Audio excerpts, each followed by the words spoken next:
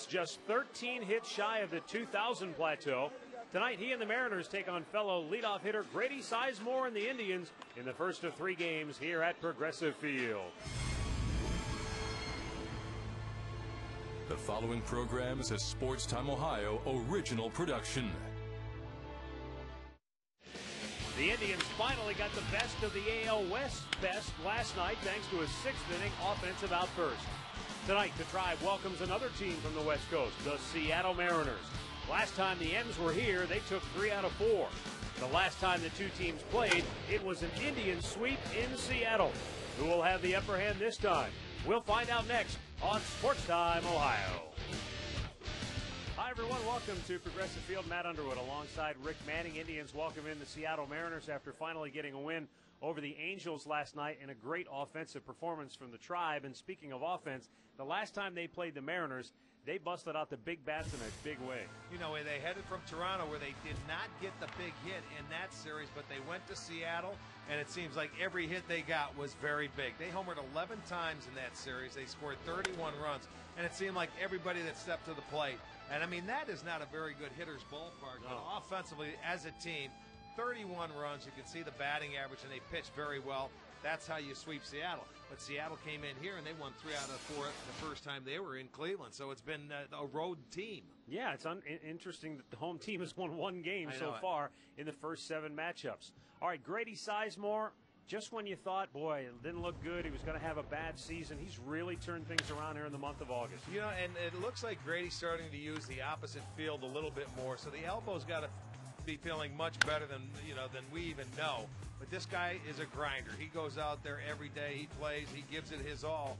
And Grady has really picked it up in the month of August. You can see a 333 average, 8 ribbies. And this guy still, when he's in that leadoff spot, he's what makes this team tick. Raise that batting average 18 points here in the month of August. Pair of left-handers on the hill squaring off tonight. We're back with the play-by-play action next.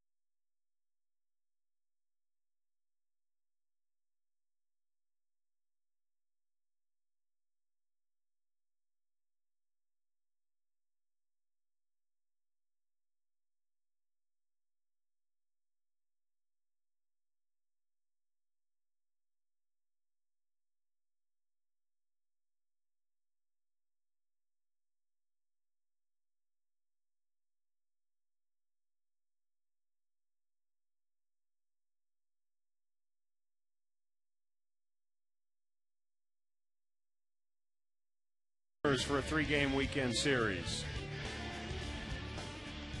David Huff has taken the mound, making his warm-up tosses. That'll give us time to take a look at Don Wakamatsu's starting 9 for Seattle.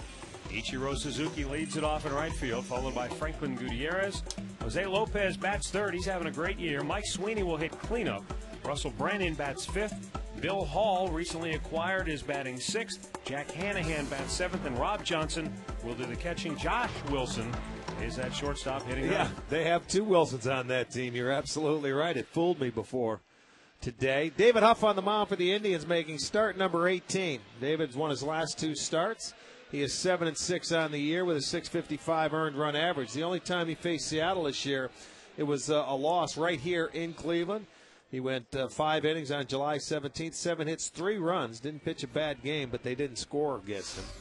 Take a look at the Indians defense, brought to you by the Indians Team Shop, where you get two hats for $30. It's Laporta, Sizemore, Chu in the outfield, Peralta, Cabrera, Carroll, Marte on the infield, Torregas behind the plate. David Huff into the line, and the pitch to Ichiro Suzuki up high for ball 1. Umpiring crew tonight: James Hoy, Phil Cuzzy, Brian Honora, Tom Hallion. That ball fouled out of play, and I'm not sure that's right because I'm looking out there and I don't. No, it's got to be. They changed it up. No, Honora's at second. I think Hallion's at third. Is Cuzzy behind the plate? Because that looks like Phil Cuzzy behind the plate. Well, they had James Hoy. I don't think that's James Hoy, though. Well, then Popper got us. Shocker. All right, here we go. 1-1 pitch. Ichiro slaps it toward left, but Laporta is there. He's got the catch. 1 away. I think you're right, Rick. I think it is James Hoy. That's James Hoy. That's Cuzzy at first, and I believe it's Hallion at second. Honora's at third. That is... I had him called down. I had him call Jack just for us, and I made him announce it on the mic. James Hoy, a local product. Now stepping in is Franklin Gutierrez. .286 average, 14 homers, 51 runs batted in. And Huff delivers a first pitch strike. Gutierrez has gone 8 for 26 against the Indians this year with a couple of home runs.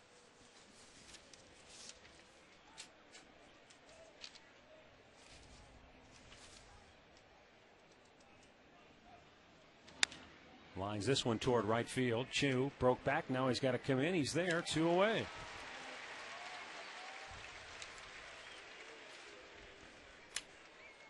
That'll bring up Jose Lopez. The Mariners' second baseman is having a stellar season. 16 home runs. 73 runs batted in.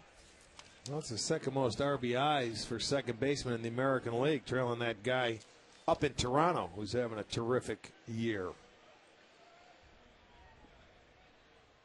Lopez also has 31 doubles. I'm referring to Aaron Hill. Oh, yeah. Well, it's interesting, though, in Seattle, the winds of change have blown hard and furious this year because it seemed like Lopez and Muniesky Betancourt would be the keystone combo for years to come, but Betancourt fell out of favor. And they tried Ronnie Cedeno. Right. That didn't work out. Now they made a trade for Jack Wilson. Now he's hurt, so now they're on to Josh Wilson. Bounced foul. Well, when you look at Seattle, though, and you figure where they started last year, they had 61 wins last year. They already have 62. So they eclipsed their mark of last year, turned it around. They lost 101 games, and everybody thought right around the All-Star break that these guys were going to make a serious run in that division, but they happened to fall by the wayside recently. Matt Laporta makes the catch, and the Mariners go 1-2-3. Now Grady Sizemore leads the Indians offense when we come back.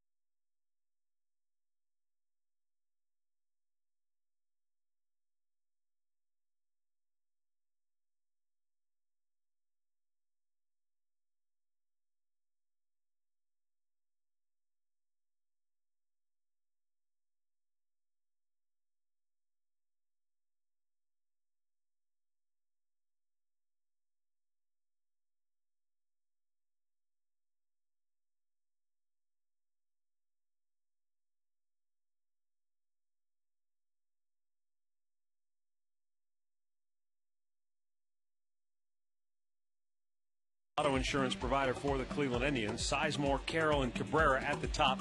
Chu in the cleanup spot tonight, followed by Peralta, and then Kelly Shopik bumps up to the 6 hole. Laporta, Torregas, and Marte rounded out for the Tribe. Left-hander Luke French misses outside for ball 1.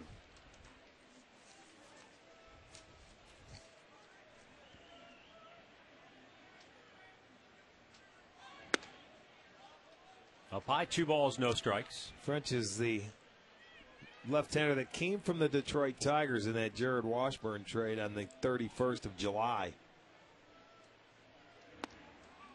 And even though he was with the Tigers, we've never seen him. That is right. Not this year. He's only 23 years old, making his 4th start with the Mariners. Brady popped in the air, center field. Gutierrez comes in. 1 down. Let's check the Mariners defense behind French tonight. It's going to be Hall in left, Gutierrez in center, Ichiro is in right. Hanahan at third, Josh Wilson at short, Lopez at second, Branyan at first with Johnson behind the plate. And on the mound, Luke French, as I said, 23 years old, making his 4th start. He's 2-3 this year. In his last start against the Yankees, he took his first loss as a Seattle Mariner. Went 6 innings, 7 hits, 4 runs, but no earned runs. And that's the one thing. The last time we saw the Mariners, their defense was a little shaky. They have made 89 errors on the year, which is rated 12. They have allowed 55 unearned runs, which is 3rd most in the league. Now, this is a team with the only pitching staff that has an ERA under 4 in the league. They're at 3.96, so they lead the league in ERA. Jamie Carroll looks at a strike, and he's down on the count 1-2. They do a terrific job. How about them 28 one-run wins, which is the most in the majors. So usually they don't score a lot, but they don't give up a lot either. Nice play at first by Russ Branyan. 2 down. What's interesting about the Mariners, the 28 one-run wins, but when you look at games decided by 2 runs or less, they've played more than half their games in those situations where it's 2 runs or less. So that puts a lot of stress on that bullpen, having to hold the lead or at least keep you in a ball game late. 67 of their 121 games have been decided by 2 runs or less, and they're 38-29 overall. I know. And they have won 18 games scoring 3 or fewer, which is very hard to do. Yeah. That is good. The Indians have won 4. So that puts that in perspective. They don't have a very good offense. They are rated last in the league with runs scored, with walks. But they have pretty good pitching. So they're going to be in almost every ball game. 2-0 pitch is fouled away down the right side. And they won their last 3 games here. The first time they came in that 4-game series, the Indians won the first one, and Seattle won the last 3. And that first game is the only game that a home team has won in this series this year, because Cleveland went out to Seattle and swept them, outscoring them 31-6. Tried to bunt his way on, but it went foul. And the count evens at 2-2. Don't like that play. 2 outs. Third hitter, you got a 2-1 count, hit a double.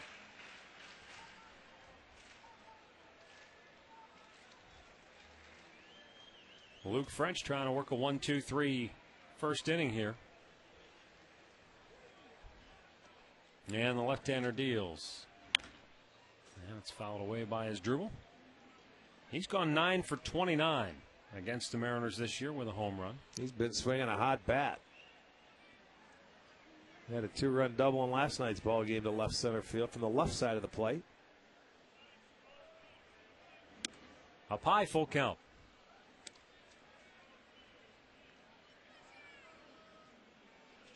If Asdrubal gets aboard, Shin-Soo Choo waits in the on-deck circle. And the payoff pitch. It's high, ball 4, so a 2-out base runner will indeed bring Choo to the dish. See, that's one thing that Luke French will do. He'll walk. That's his 22nd walk now in 46 innings. So he has he doesn't throw hard. He's about 90 with a changeup, breaking ball.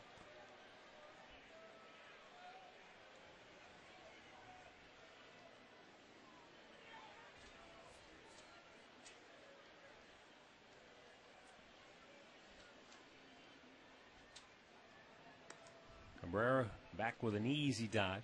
Both of Luke French's major league wins have come at the expense of the Kansas City Royals.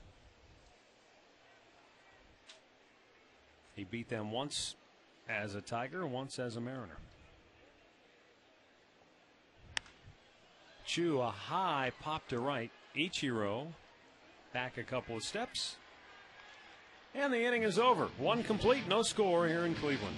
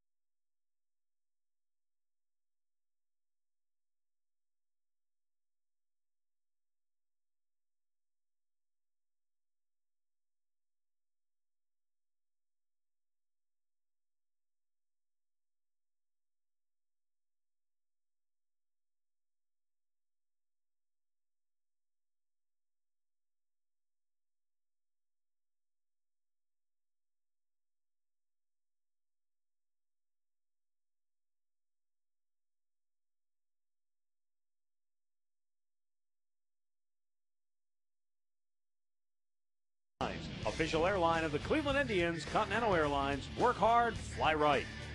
By McCafe Coffees at McDonald's. All made to order with fresh ground espresso beans. And by All Care Dental and Dentures, we make seeing the dentist easy.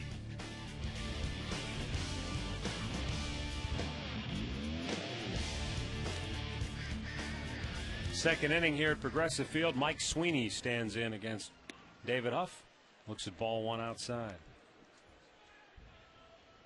Well, the first 10 pitches thrown by Huff, 8 have been strikes.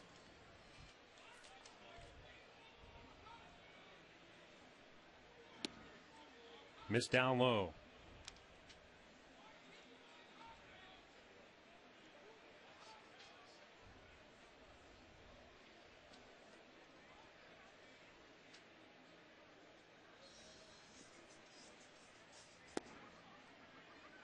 And suddenly he's fallen behind Mike Sweeney. 3 balls, no strikes. Sweeney has gone just 1 for 6 against the Indians so far this year, although he has had plenty of success against the Tribe in his past.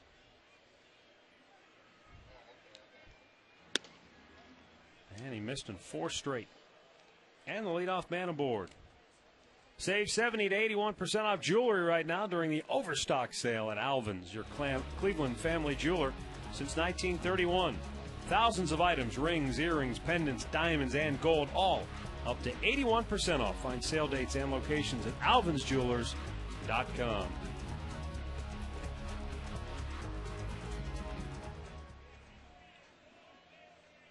Here is Russell Brandon. When we saw the Mariners earlier this year, he was batting in the 2-hole. That's right. Now down into a more of a run producer position in the lineup with 28 homers. Well, also, the last time he was here, that batting average was up about 270. And it's starting to go south a little bit. He's not hitting for the average. like he once did. But he never was an average hitter. This guy was an all or nothing kind of guy, but he's putting up some very good home run numbers. 28 this year, which is a career high. You can see since the break, 190. And he has struck out 137 times.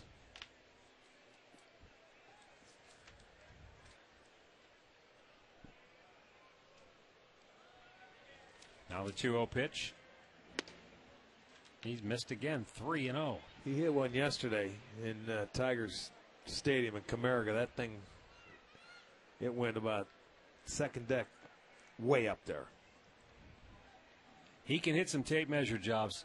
Well, he hasn't thrown a strike in this inning, has he? There it goes. After missing with 7 straight. Boy, he threw 8 out of 9 in the first inning and came out and threw 7, missed 7 times. Brandon pops it foul right back out of play. Full count. When you look at the Mariners and you talk about the market improvement they've made this year from a season ago, the one thing you wonder about is as they move forward, Don Wakamatsu has a pretty good collection of talent, but you got Mike Sweeney, who's obviously near or toward the end of his career. Russell Brandon has had a great season, but can he do that again? Junior Griffey's right, pretty much playing off the string, so they have some interesting decisions to make as they look toward next year as far as how they continue to build this club. And you don't know what they have in their farm system either, or any guys that are close to the big league level. 3-2 delivery, and it's ball 4. So Huff has walked the first 2 here in the second inning. And now the ball got away for a moment, and which was time called? I guess time was called. So all for nothing.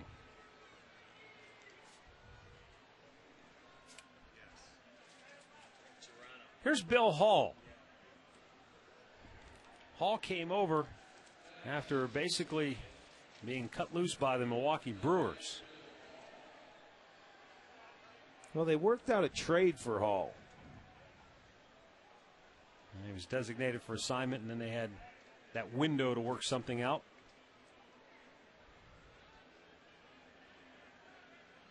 Hall faced David Huff when the Brewers were in town earlier this year. Looks at a ball down low. In that series between the Brewers and Indians, Hall was 1 for 10, but that one was a home run.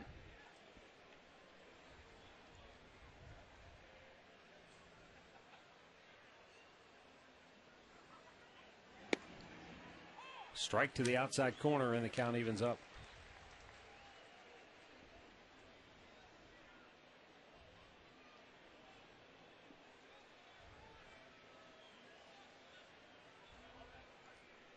Sweeney, the runner at second, Brandon at first, both via the walk, and this ball fouled back out of play, 1-2.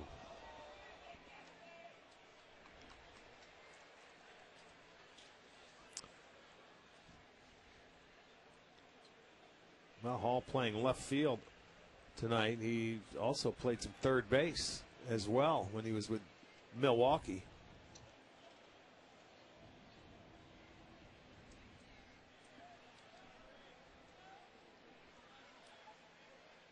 The Indians' record, home and away, identical now. 26 wins on the year at home, 26 on the road. But their earned run average at home is more than a run better than it is on the road. They hit better on the road as well. They average almost a run more when they're on the road. And for some reason, when we've talked about it now, this whole homestand, as far as the home run ball here, where the Indians haven't hit one in the last 9 games. But, I mean, that's all part of it. The visitors haven't. They've hit 10 more home runs in this ballpark than the visiting team has. 1-2 pitch in the dirt. And when you think about it, when you look at the starting pitching and the home runs allowed in the American League, Cleveland has given up the fewest starting pitchers. They've given up 80, tied with Boston. Third is Kansas City, 84, which is a good ballpark to pitch in. And then fourth is Oakland, 85.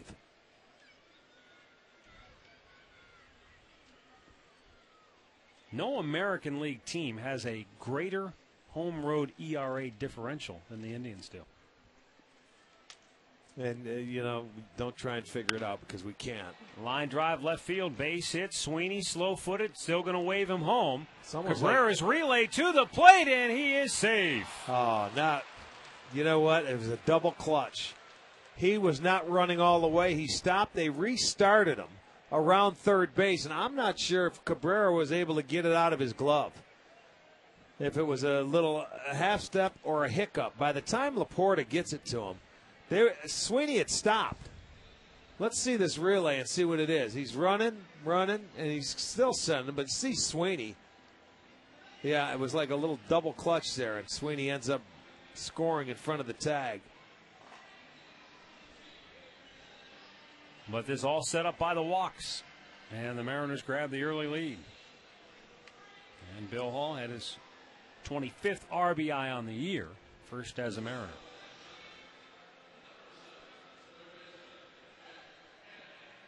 That'll bring up Jack Hanahan.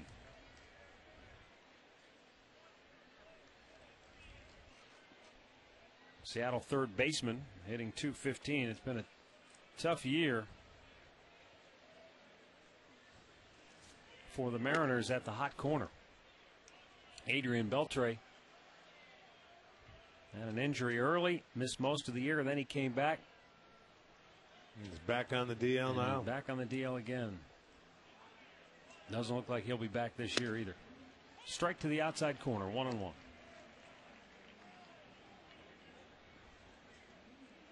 Eighteen pitches already here in the second inning for David Huff. No, for some strange reason, he lost the strike zone to the first two hitters.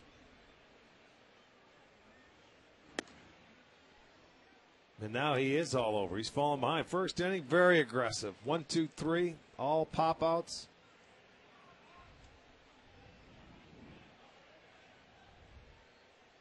2-1 the count.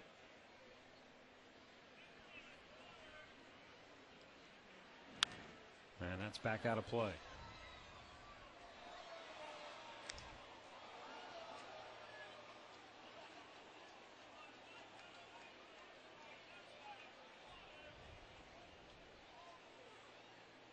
Jack Hanahan just 1 for 11 on this Mariners road trip. 2-2. And the count goes full.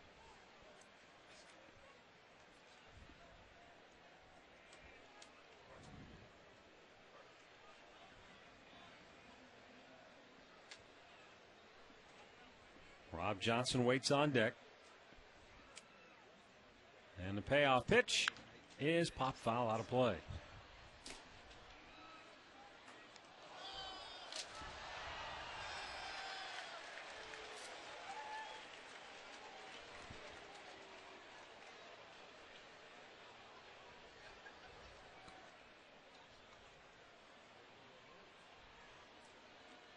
Again, the 3-2.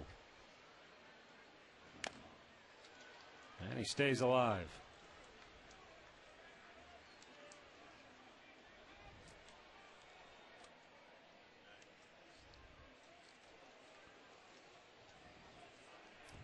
On the year, Hanahan 3 hits and 16 trips to the plate against Indians pitching.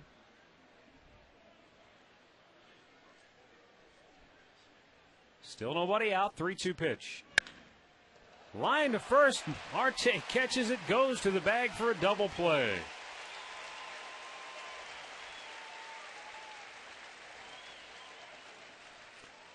Well, hit right on the nose by Hanahan, but right into the tracks of Andy Marte and Watch Hall on first base. He was, he really couldn't go back. It looked like the ball was right at him. He had to go towards second to keep from exactly getting right. hit. You watch, he couldn't break back. He wanted to, so he had to go the other way. He might as well just keep on going. He did not. It goes as a double play, and that's what Huff needed right there. Well, let's see if he can take advantage of his good fortune. Rob Johnson, the batter, behind the plate tonight, looks at ball one.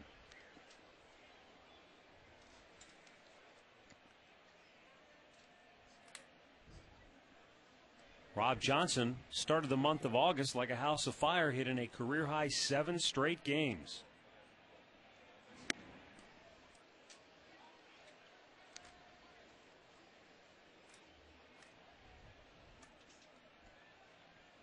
This is his 60th game of the year that he started behind the plate. The Mariners have gone 35-24 with him in the starting catching role. But Kenji Jojima is the Mariners' everyday backstop.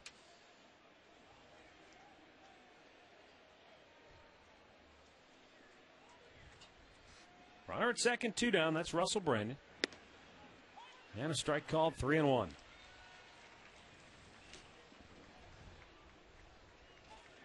Boy, oh boy. David up this inning, 16 balls. In the first inning, he threw 1. 3-1 delivery.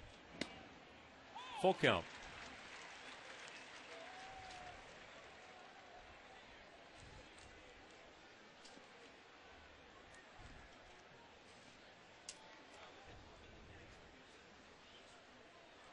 Another payoff pitch.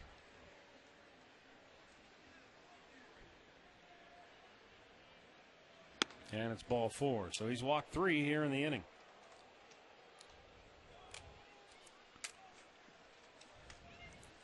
Well, Sunday, when this series wraps up against the Mariners, all kids 14 and under will receive a Cleveland Indians art kit.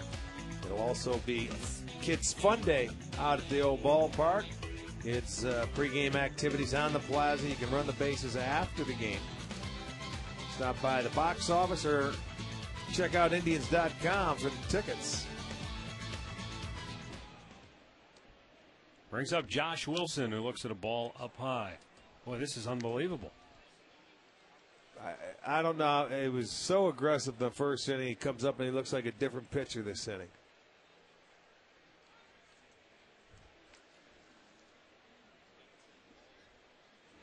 I mean, you have to stay aggressive with this team. They are last in the league in runs scored with 14 and last in walks. They now have 322 walks. Coming into the game, they had 319. The Indians, on the other hand, have 460.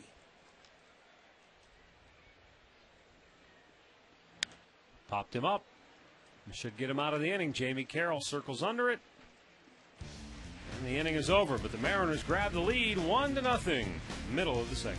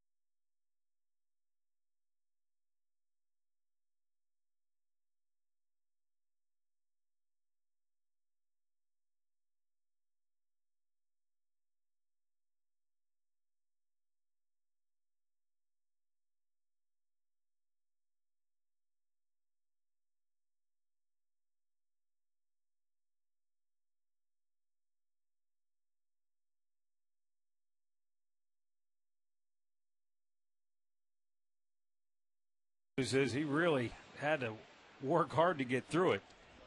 34 pitches he made in the second inning alone, after making 9 in the first inning. Johnny Peralta, Kelly Shopik, and Matt Laporta will bat for the Tribe here in the second. And Luke French goes right at him with a first pitch strike. Peralta's had a good year against Mariner pitching. 10 for 28 with a home run. Well, you remember they went out and unloaded out in Seattle, where they hit 11 home runs in the 3 games. They've averaged 10 runs a game out there. They hit 336 as a team. I mean, everything. They hit the ball hard. They hit it deep. It didn't matter. And that's not an easy park to hit in. That's a pretty good pitcher's park. But when we went out there, remember the weather was nice and warm. Yeah. It was about as warm as we had all summer long up until that point. Luke French has fallen behind Peralta 3-1. And now the count goes full.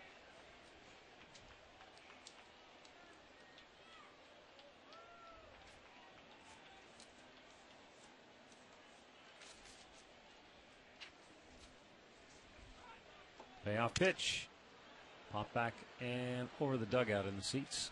Need a new bat.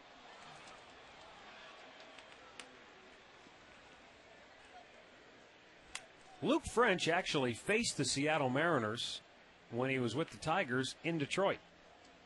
And the irony was that French and Jared Washburn were the starting pitchers that day. Yeah. It was a 2-1 ball game. French gave up 2 runs and wound up losing. And then ended up getting traded for Washburn. Up high. Ball 4, second walk for French. Indians get their leadoff man aboard. Aerial coverage provided by Goodyear tonight. New Fuel Max tires help you get there on less gas. Calculate your savings at GoodyearTires.com. Well, this is a beautiful night to be Yes, it flying is. in the You got Goodyear that blimp. right. It is absolutely gorgeous.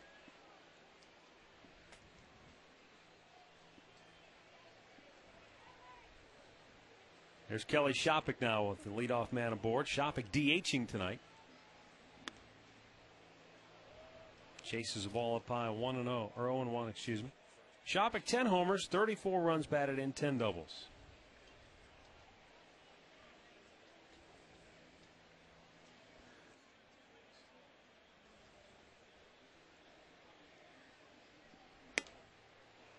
Same pitch, same location, 0-2.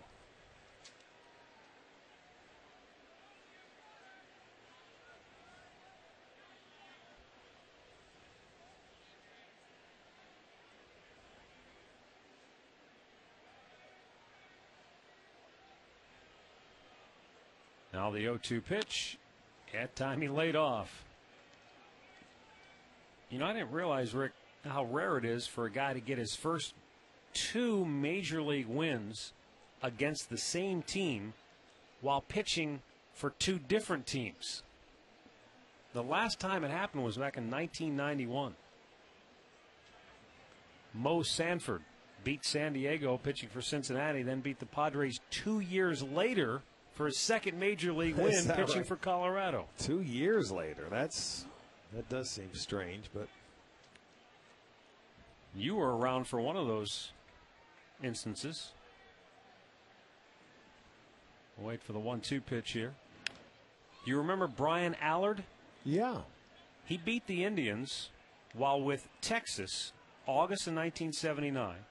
And then in May of 1981, got his second major league win against the Indians pitching for Seattle. Brian Allard.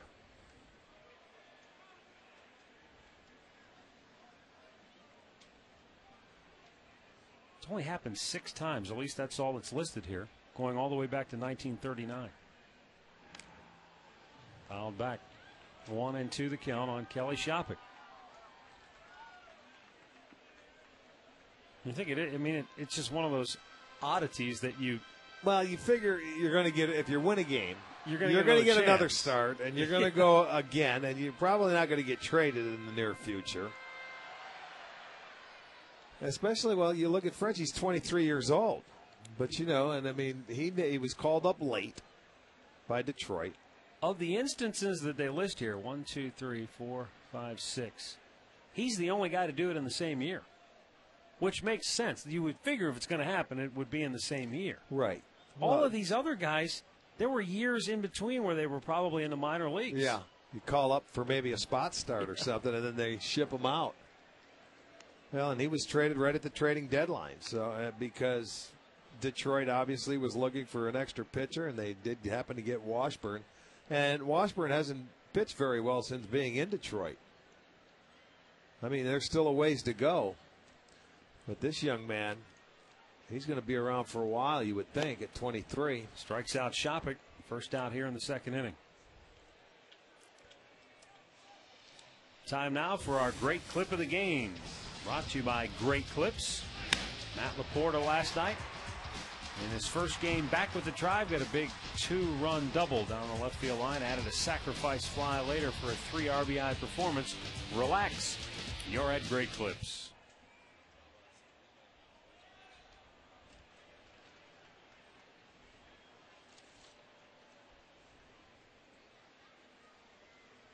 I thought it was interesting last night when you asked Laporta about just mentally knowing this time around he's going to be in the lineup, he's going to be playing every day.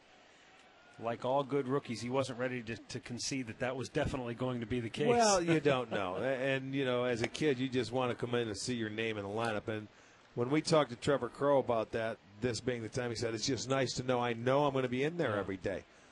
Well, whether they told him or they did not, you still you come to the ballpark to play every day until you don't see your name in the lineup, and then you prepare like you're going to. In the air, right field, Ichiro Suzuki will make the catch. 2 down. Well, take advantage of the KeyBank Fun Bunch 4-packs. You get 4 tickets, 4 hot dogs or slices of pizza, and 4 Pepsi products for as low as $51. The Fun Bunch ticket packages, great way for the whole family to enjoy a ball game. Visit Indians.com, where you can purchase at an Indians team shop. 2 down, runner at first. And a ball up high to Wyatt Torregas.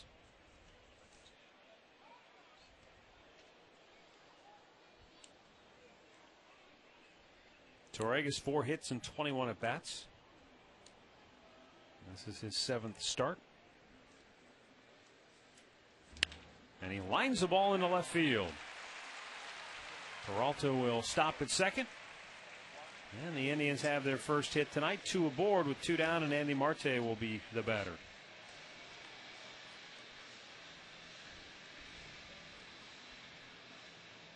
Well, Torregas, he doesn't get cheated, does he? He gets up there and gets his swings in. He will get the first hit for the Indians tonight. That'll move a runner into scoring position and give Andy Marte an opportunity.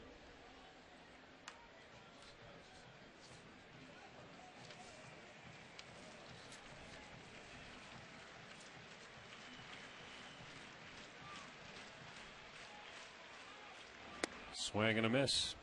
Interesting you mentioned that. First chance with a runner in scoring position. Yesterday in Seattle's game against Detroit, they did not have an official at bat with a runner in scoring position. I saw that. That's over 21 or 2,800 games? 2,800 games. Yeah. But when you think about it, with the game on the line, they had a couple of sacrifices. They had a sacrifice and a sacrifice fly. Yeah, they had a sac bunt and a sac fly. And that doesn't. So they end up 0 for 0. Right. It doesn't count for it. But still, it's a rare opportunity. They're a well-thrown game or they hit home runs. And you never had a man in scoring position. Marte with a line drive left field. It's going to drop in front of Hall. Kicks off his chest. Here comes Johnny Peralta to tie the game. Into third goes Wyatt Torregas. Andy Marte delivers his 5th run batted in on the year. And we are tied at 1.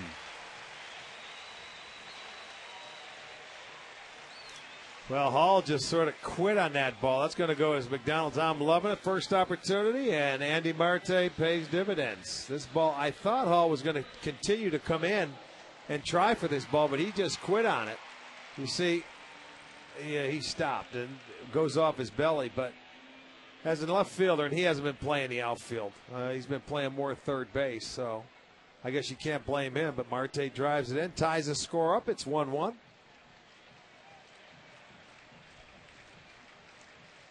Grady Sizemore batting with runners first and third. French fires it over to first base, but Andy Marte only a couple of steps off the bag. For an outfielder, when you don't have a lot of playing time logged, is that a tougher play to make than the one hit over your head? Yeah, I would think so. At you. I mean, he's playing that side of the field. You know, he's a third baseman. But when you get a ball hit right at you as an outfielder and you haven't been out there, and sure, you can take balls in batting practice off the bat, you just don't know how to react in game situation. 2 outs, you know the runners are moving. You don't want to go for the ball and let it get by you and get to the screen because you get to the wall because a couple guys will come in to score. So I think he's going to be more defensive than anything initially to let the ball go off my body. Okay, you give up the 1 run, they tie the game, and let's go get the next out.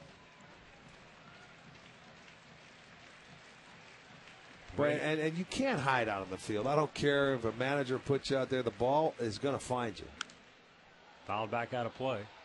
You know, just because, let's say, well, we want to get a hot bat into this lineup, even though this guy's not a very good, whether outfielder, infielder, whatever. You put him out there, and boy, it happens to find you every time. Well, I think back to that game in Detroit when Cliff Lee was pitching and Ryan Garco was in right field, and yes, there was a double. You know that right. Ryan gave his all, gave his great That's effort. Exactly Dove, right. He couldn't get there, and Cliff Lee was frustrated after the ball game. Indians get a run, tie it at 1, leave a pair stranded. After 2, it's 1-1.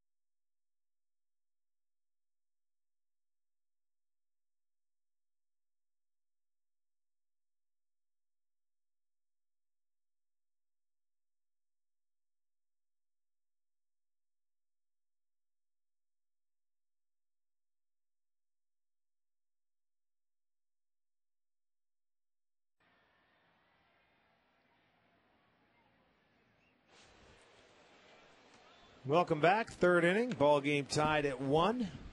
We will go back to the top of the lineup as David Huff will face Ichiro Suzuki. And Ichiro looks at a ball down low. He flat out to left his first time up. That's what you sort of like this guy to do. Hit the ball in the air and make him go the other way with it. I think they learn they force him to pitch him inside. Anytime we've noticed when you give him a little swinging room, the way that body comes off in his feet and he keeps his hands back, he can just pretty much do anything he wants with the baseball. But this is an amazing streak, and he's going to get 200 hits again this season for the 9th straight year. He's only, 18 hits short of 200. But he has not gone hitless in consecutive games for over a year, since August 13th through the 15th of last year, which is a streak of 154 consecutive games. Going back-to-back without a hit. That's amazing. Yeah, you talk about consistency. And that's the streak is the longest in the majors since Stan the Man Musial had 174 games back in 43 and 44. So when you're looking at numbers that this guy's putting up and you go back into the day, it's truly incredible. Big hop for Jamie Carroll. Takes care of Ichiro. 1 away. Let's have a look at the Alltel text poll question of the game. Which player reached the 2,000 hit plateau in the fewest number of games? 1 for Tris Speaker, 2 for Kirby Puckett, 3 for Pete Rose, 4 for Willie Keeler. Text your answer to 31962. Results later in the game.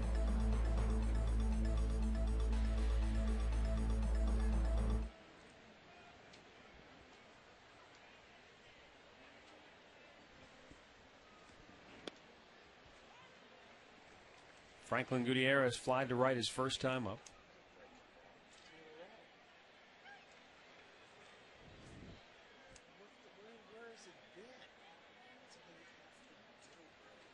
Pitch number 50 on the night for Huff.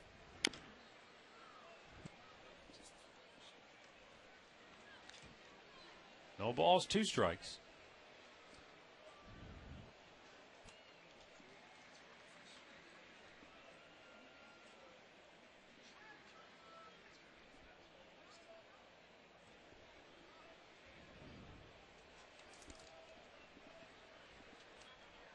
Now the 2-strike pitch. And that's fouled third base side.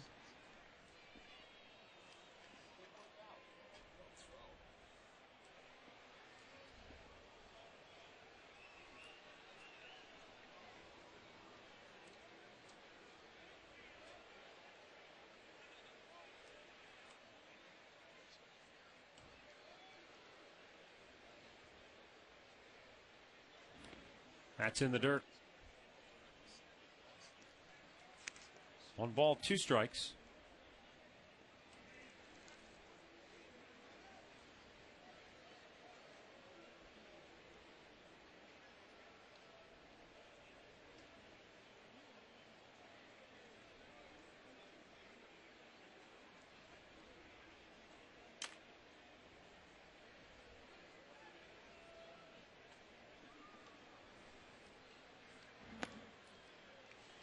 Now the count back to even at 2-2.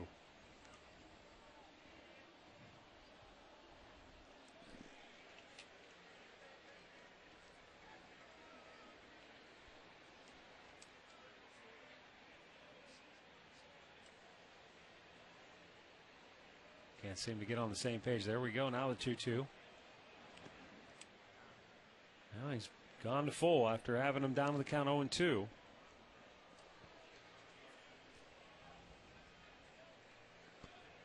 That is full count number 4 now for David tonight in the 3rd inning. So, you know, you go deep in the counts, and he's the type of guy you won't be around long.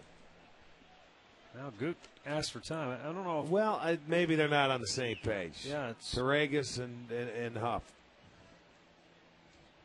You know, it seems like you got to be in sync with your catcher, man. He puts down the fingers, and you want to go. You want to move. Right back up the middle, and Gutierrez has the 2nd hit of the night for Seattle, and a 1-out base runner now for Jose Lopez.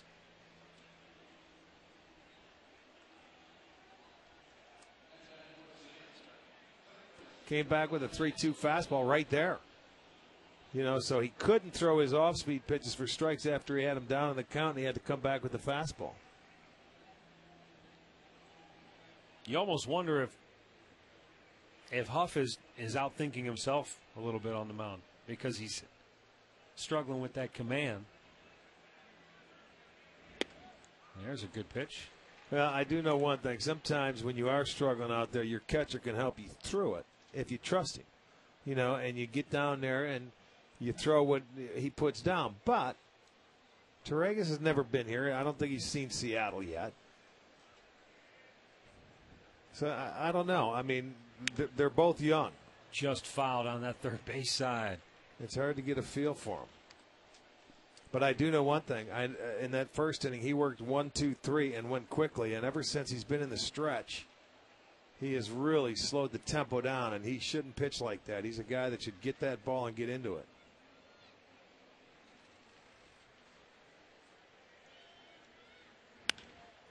That's going to go foul again.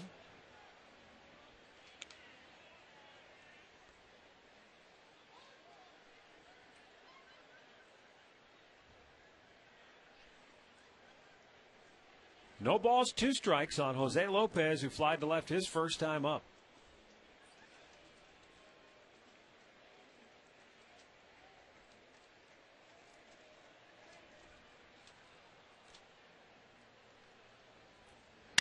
broke his bat, and that's foul again. Well, that'll give us time to send out some birthday wishes. Katie Reyes, who is here at the ballpark working in Indian security. Her birthday. Happy birthday, Katie. Alice Maywood, turning 79 years old from Niles, Ohio. Arnold Barzak, 72 from Warren, Ohio. Happy birthday to you. Vernon Hoftetler of Alliance, turning 92 today. Vernon, happy birthday to you. We've got Carol McDivitt, who is in at Loge tonight. She is turning 80. It's her goal to get in there and watch a game. She's doing that tonight.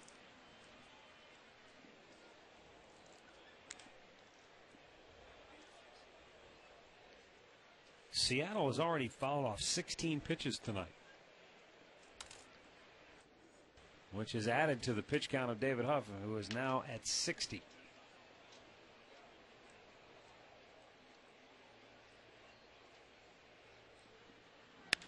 And there's a ground ball up the middle, a diving attempt by Cabrera, but he couldn't get to it, and now the Mariners have 2 on with 1 out after back-to-back singles.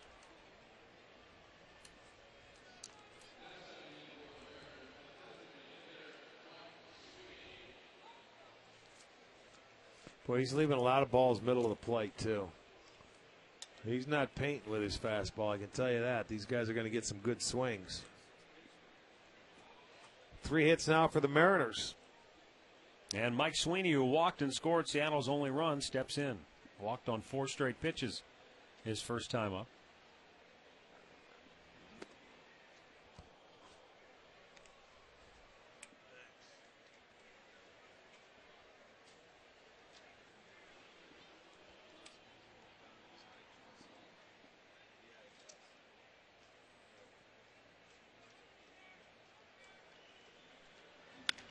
Bouncing ball up the middle again. It's just by Cabrera. And this is going to bring home a run as Gutierrez will score.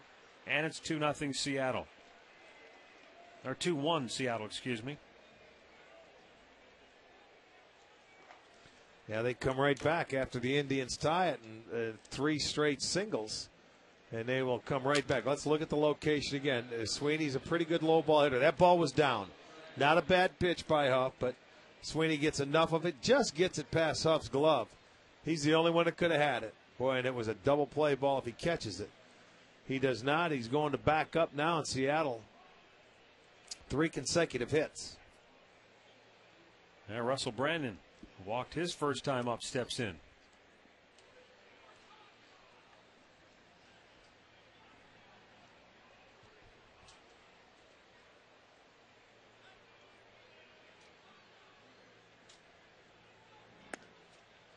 Indians shift with 3 on the right side for Brandon.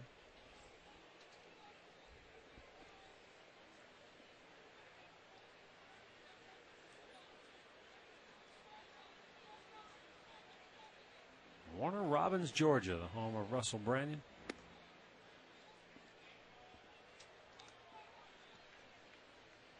Having a real resurgence here with the Mariners this year. And Huff's struggling tonight. This is going to be a short evening for him if he cannot get back and find the zone.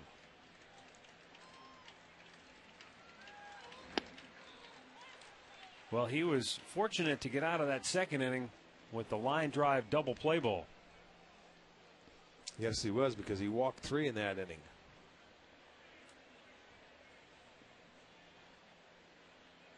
Now the 2-1. 3 balls and a strike. And when you're not throwing strikes, you're not going to get the close ones. So hitters are going to lay off. They're going to make you get in the zone. Only one time tonight as a Seattle hitter swung at the first pitch, and that was Lopez. Other than that, they're sitting down waiting for you. Brandon was trying to hit that one over the right field seats. Well, he figured, I have one shot. Let me go after it here on a 3-1 count. And Russell, you know, he's got that little uppercut. That's ball 4, but he tried to hit that one, yeah. Way out of here. Full count, 3-2 pitch, up and in, and the bases are loaded. 4th walk tonight for David Huff. Second time he's walked Brandon, the left-hander, so they're going to Kill some time. They're going to have to get the bullpen going. He is not the same guy that we've watched tonight. Well, while we have a moment, let's go back to the STO studios right now for a Ford Sports update with Al Pulowski. All right, Matt, Rick, let's go to Toronto where the Angels, well, they got beat 11-3 last night by the Tribe, and they give up 4 runs here in the first inning. This is a double by Jose Bautista with the bags juice to get a couple in. 4-0 Toronto. They're up again in the second inning. Back to you. Home plate umpire James Hoy going to the mound to break up the conference as the Indians bullpen is getting busy. David Huff started this game by retiring the Mariners 1-2-3 in the first inning on 9 pitches. He's made 60 pitches since then, and we have 1 out in the third. Tomo-oka loosening. Bases loaded. Bill Hall, who had an RBI single to left his first time up. Well, you take away the 9 pitches in the first inning, and it's 60 for the next 2. Chu backing up in right field. He'll make the catch. Tagging and coming home is Lopez. Sweeney had to hold at second. He was unable to get to third. And it's a 3-1 Mariners lead as Bill Hall has his second run batted in on the night.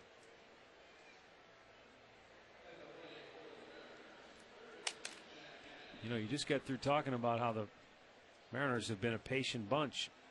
But Bill Hall got one to his liking and took after it. Well, that's okay. With runners in scoring position, you don't tell guys how to hit. You know, they have their nature. They want to get them in. You're looking for a pitch to hit in the air and elevate, and he was able to get that pitch and do it.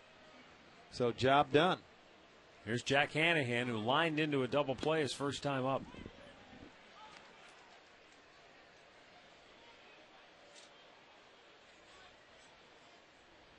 But boy, you see anytime you see a guy struggling like Huff is, look out and look at the defenders. And the body language will tell you exactly what's going on. It's like, boy, oh boy, ball 1, strike 1, foul ball. You know, they're never ready for the ball to be hit to them.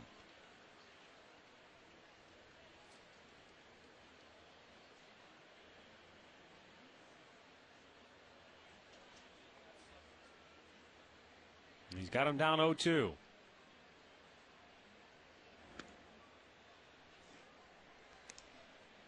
Ball, 2 strikes.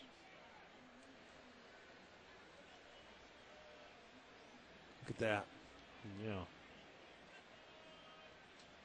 That does it. That makes for a short night. High drive, right field. Back goes Chu. Still going back. On the track. Makes the catch. Inning over. Mariners get 2. Middle of the third. They lead it 3-0.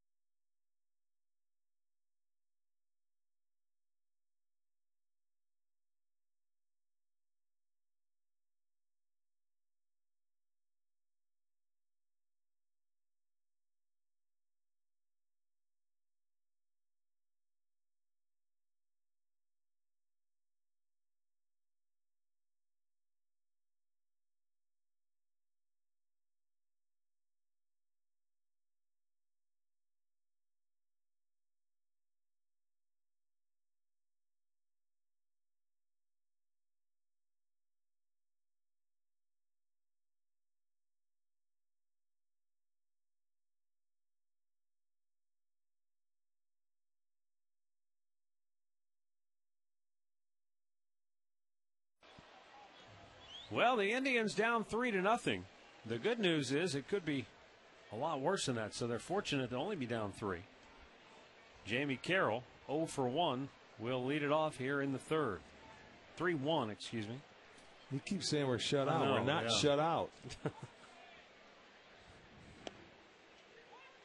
Jamie Carroll takes a strike. Indians got their run in the second inning on a 2-out RBI hit by Andy Marte.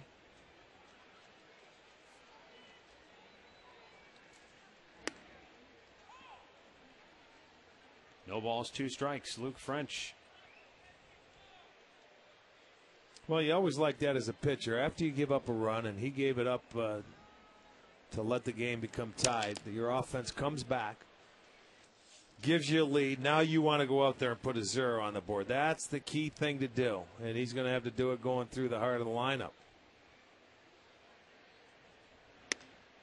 Struck him out. Third punch out for Luke French.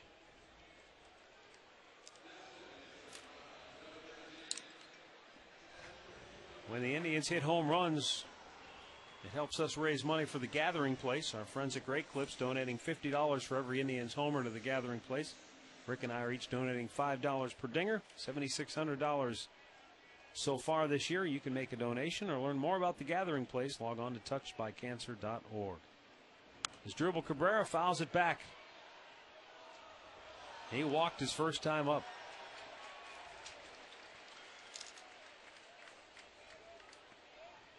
Cabrera had his career-high 12-game hitting streak snapped the other night. But he's picked right back up again. He's hitting 13 of 14, batting .397. That's 23 hits and 58 at-bats coming into tonight. Well, as many shortstops as they have used this year, you think Seattle would like to have this guy back?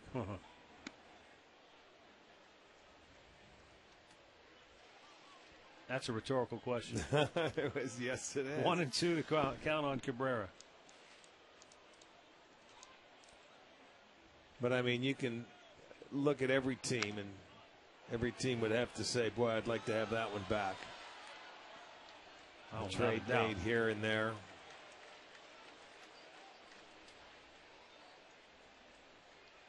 Brian Giles for Ricardo Rincon comes to mind. Well, that's true, too. Swung on and missed. Ball in the dirt. Johnson throws down to first. And all of a sudden, Luke French is dialing it in here. That's 3 straight punch-outs for the Mariner left-hander.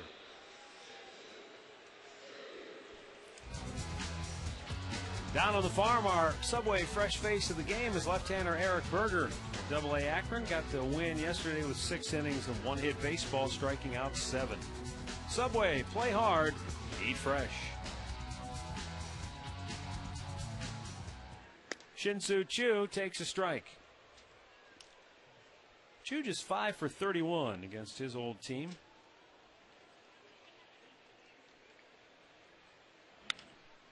In the air, left field near the line. Hall drifting over. And the Indians go 1-2-3. 3 complete, 3-1 Seattle.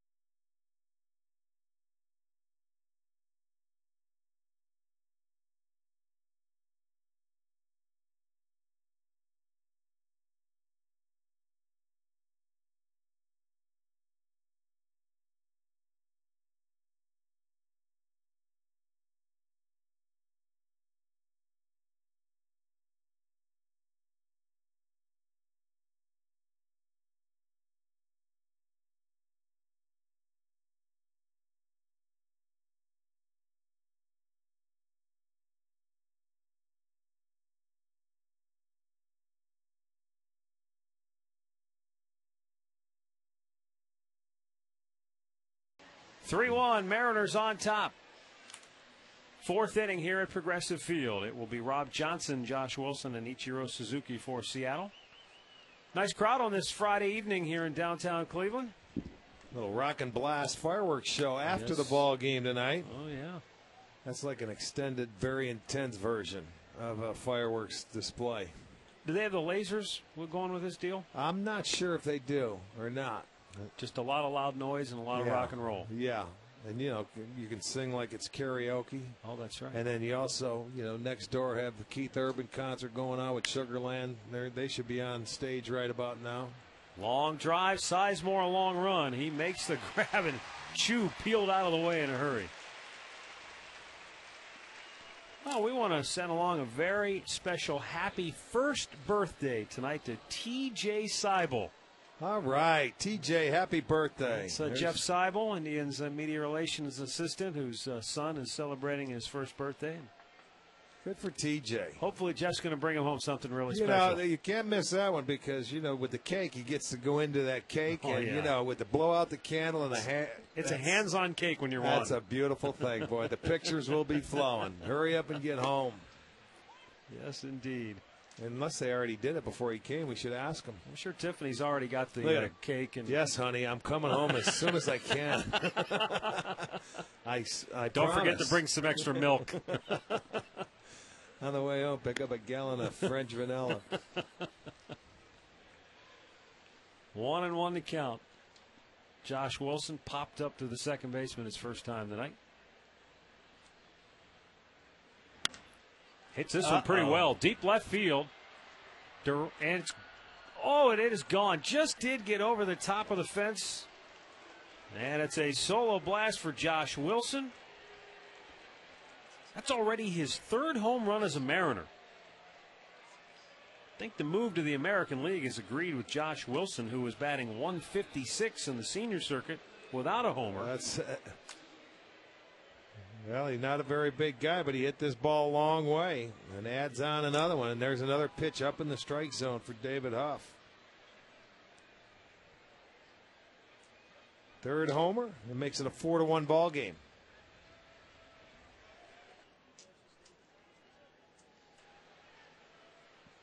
Here's Ichiro Suzuki taking a strike on the outside corner. 4-1, Mariners lead it. And the Indians bullpen back to work. 0-2 the count.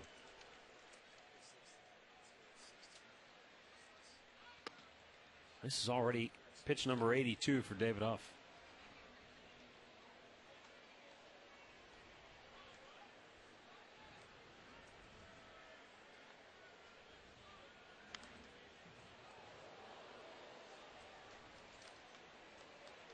Just did get a piece of it to stay alive.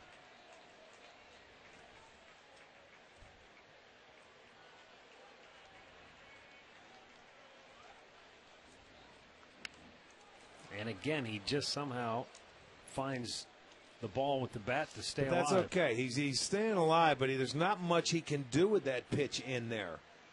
Like I said earlier, when you give him a little swinging room, he can maneuver that ball to any part of the field he wants. Look at that. Down the left field line, fair ball. This will be extra bases for Ichiro. And Laporta had a little tough time digging it out, so Ichiro in standing with a one-out double. See the swinging room he gave him? Watch this. And it's up. And he just slaps it that way. He can do whatever he wants with the baseball when he can extend his arms. And he just slaps it down the other way, down into the corner.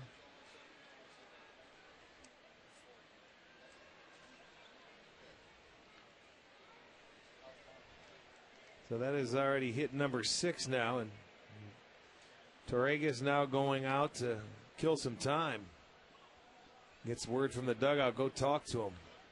Because, you know, you cannot let this game get out of control. We're only in the 4th inning. You know, and 3 times he's had guys down in the count. Gutierrez last inning, he had him down in the count 0-2, got the single. Lopez down in the count 0-2, got the single. Ichiro down in the count 0-2, got the double. David That's going to do it. David Huff's night lasts 3 1/3 innings. Eric Wedge will go to Tomooka when we come back.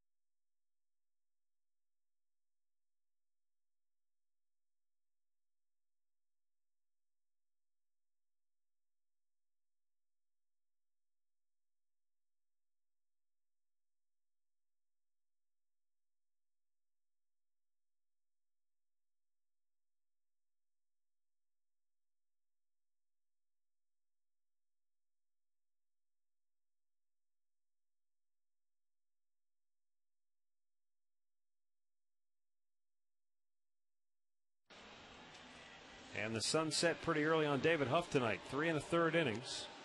4 runs on 6 hits, 4 walks, no strikeouts, and he's responsible for the runner at second base. Yeah, his second shortest start of the year. Didn't go well. I'm sure he'd like to forget about that one in a hurry. But up to Tomooka now to just try and keep it a 4-1 ball game. There is 1 out here in the 4th inning.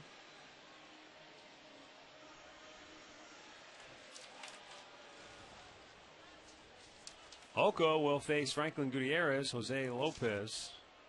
It's been a week since Tomooka's been in a ball game. Last game he pitched in was back in Minnesota on the 14th. Gutierrez 1 for 2. He singled and scored in the 3rd. Lopez waits on deck. Runner at second, 1 out here in the 4th.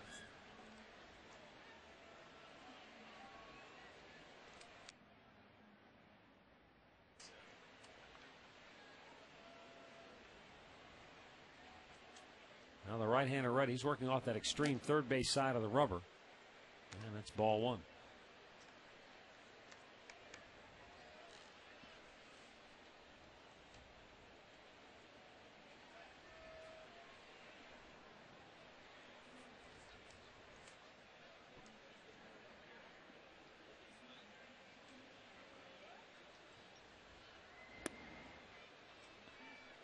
Two balls, no strikes.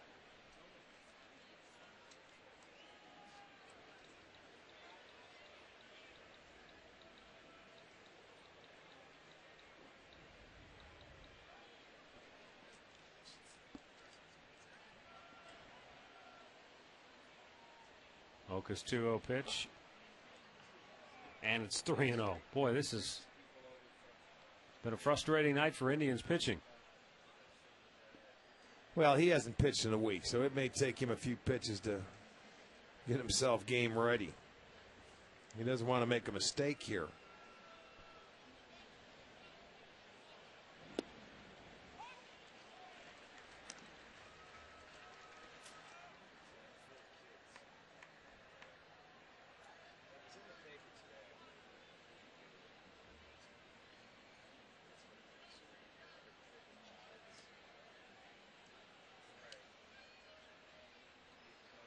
Three-one pitch, line toward right center. That's in the alley. That's going to get another run home.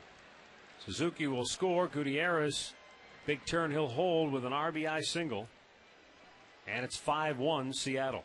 Can you figure why it is that these teams, they go on the road and they win?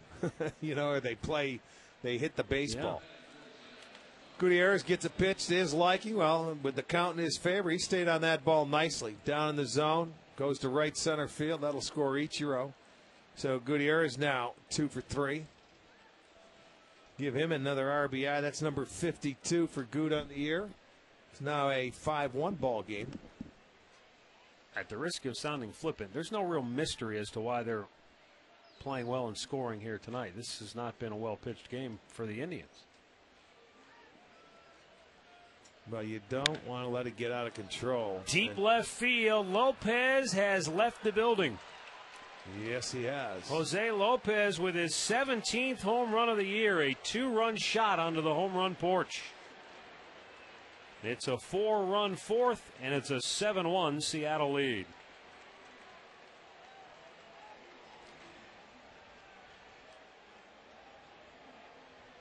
That gives Lopez now 75 runs batted in on the year.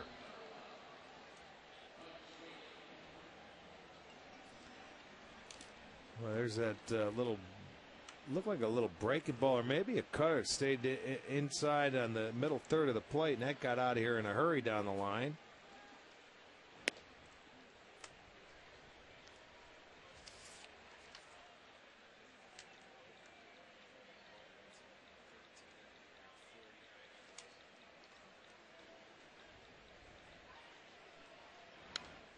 And Mike Sweeney fouls it straight back. He's already walked and scored and driven in a run with an RBI hit back in the third.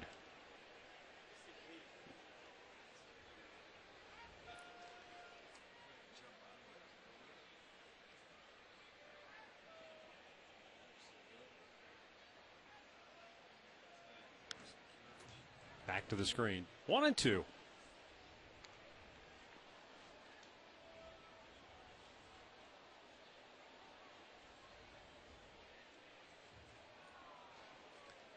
Well, we came into tonight with only 2 home runs in the last 597 combined plate appearances here at Progressive Field. And both hit by opponents. Elvis Andrus of Texas and Kenny Morales last night for the Angels. But here tonight, the Mariners with 2 homers in the 4th inning.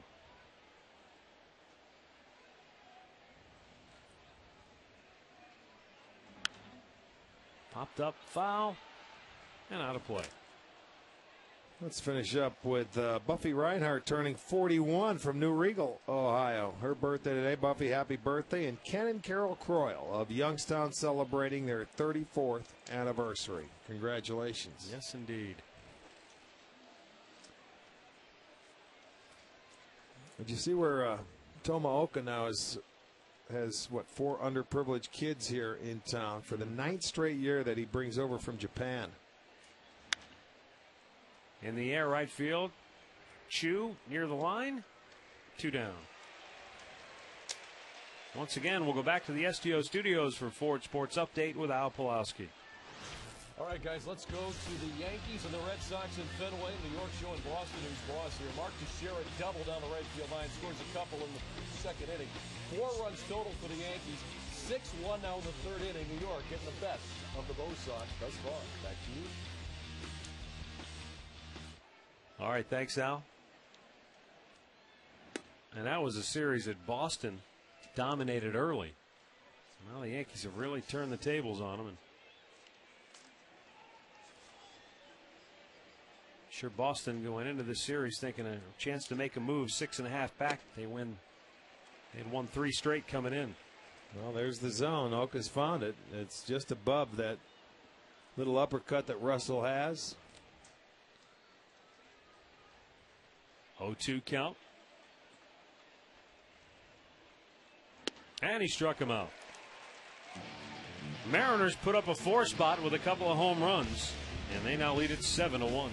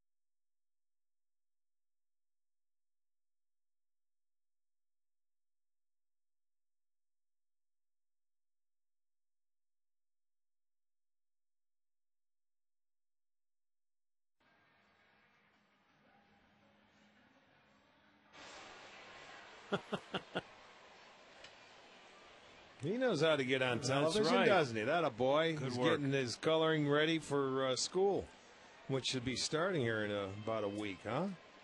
When does Max and Devin Tuesday. start? Yeah, the kids, AJ and Nick, Wednesday. Load them up at the bus stop. Well, you won't have a chance. You won't be here. No. We'll be in Kansas City. Kansas City. For the final time this year. 2-0, line drive into left field. Johnny Peralta has the Indians' third hit of the night. And they get their leadoff man aboard for the second time. Aerial coverage tonight provided by Goodyear. New Fuel Max tires help you get there on less gas. Calculate your savings at GoodyearTires.com. A beautiful overhead shot of Progressive Field on a gorgeous Friday evening. But Seattle having all the fun so far, lead at 7-1. Kelly Shopik pops it up. Ichiro Suzuki has the catch, one down. Tonight's Mega Millions jackpot, $207 million. And you've got a couple hours left to get your ticket. Got him today, pal. Did you? Yes, indeed. How much you buy? Can't tell you. A lot. You know you don't increase your chances by buying more tickets. I know it. I just wanted to buy a lot. I had extra money in my pocket. So you just buy one? Is that what you're saying? No. I know you. Laporta drives one to left. Bill Hall makes the grab, 2 down.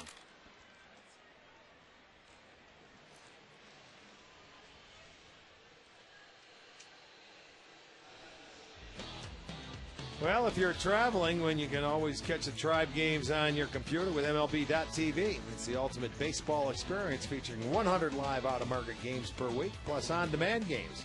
For full details, visit Indians.com, where baseball is always on. 2 down wide. Torregas singled his first time up tonight. Looks at the ball up high.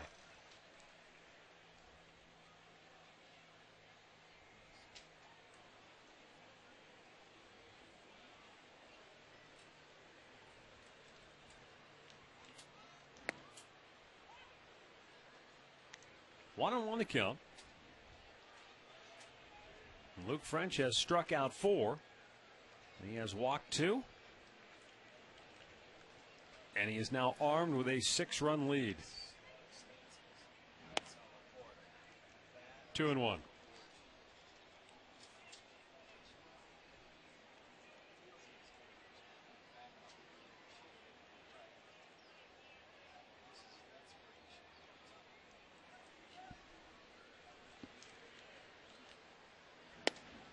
Caught the outside edge with that pitch, 2-2.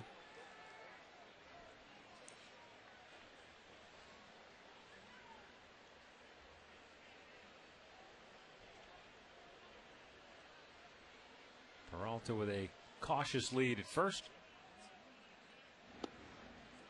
And he just missed with that pitch, full count.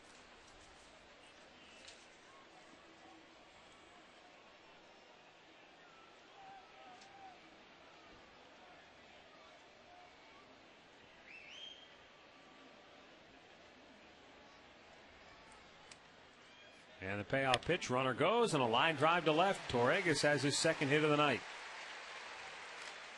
Indians at first and second with 2 down. Torregas, he's 2 for 2 tonight. He gets out there and put a good swing on that ball. Very little stride, just gets that hands through the hitting area. Gets it in the left field. Hit number 4. He has 2 of them. Yeah, half the hits.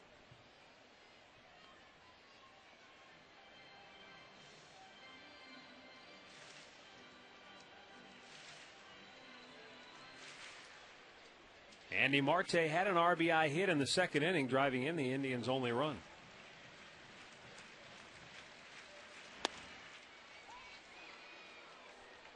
He hit a line drive to left field where Bill Hall cautiously played it on a hop. Hall making his first career start in left field tonight. 1 ball and 1 strike.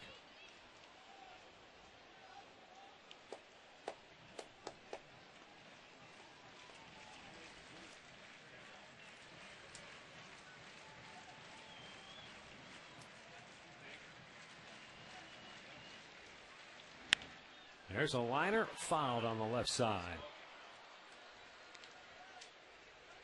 Marte now has collected 10 hits and 44 at-bats with the Indians. That covers 13 games plus tonight.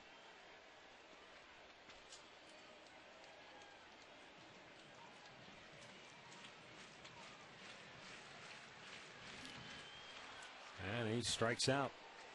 4 complete from Progressive Field. It's the Mariners 7 and the Indians 1.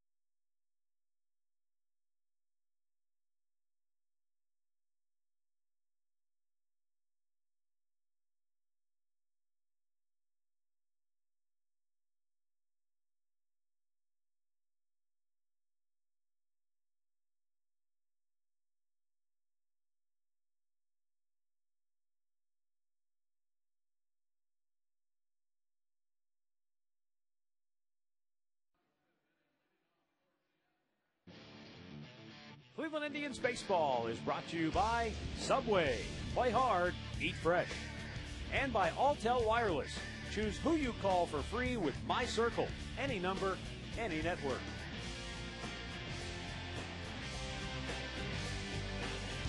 (7-1) Seattle on top of the Tribe as we go to the 5th inning.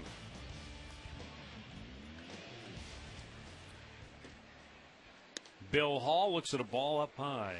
Hall has driven in 2 runs tonight, an RBI single in the 2nd, and a sacrifice fly in the 3rd.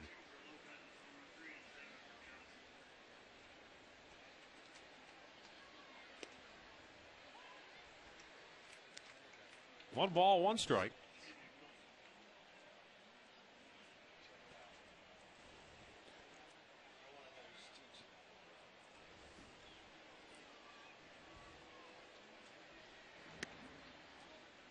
Missed outside, 2-1.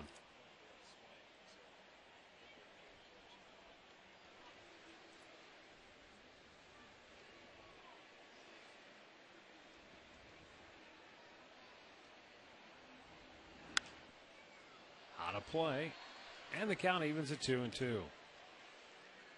Hey, you can win a new home theater system in the Great Clips Upgrade My Viewing contest. Package includes a 32-inch Samsung 1080p TV, a Sony Bravia DVD home theater system, and a Sony Blu-ray player. Stop by your local Great Clips location and register to win before August 30th.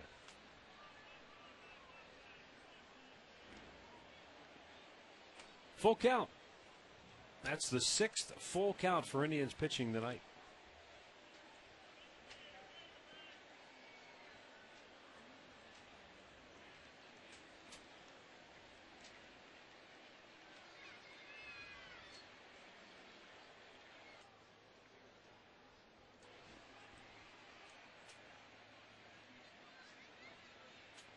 (3-2).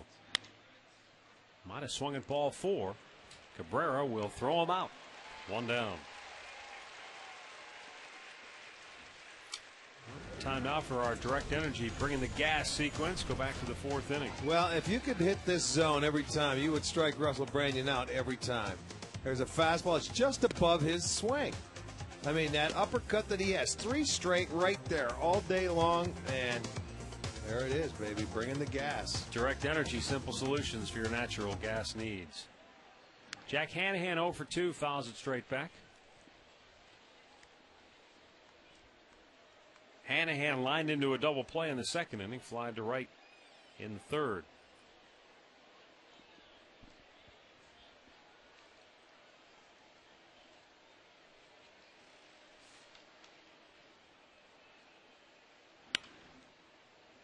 Backhanded by Jamie Carroll. Throws him out, 2 away. Well, we told you about Rock and Blast tonight following the game. Well, guess what? It's going to happen again tomorrow night. A spectacular post-game fireworks. It'll be Rock and Blast 2. I tell you, karaoke all night long. So it's going to be a good night. Different tunes? I would imagine, yes. You're not going to come back to the same tunes back-to-back nights. No, you got to go for... You got to knock their socks off. You know, you got season tickets. You don't want to see the same show twice. I'm assuming the music library is big enough that they won't have to double up. That's exactly right. Well, you'll let me know tomorrow. You stay in and watch them, right? Maybe mix in a little Beach Boys.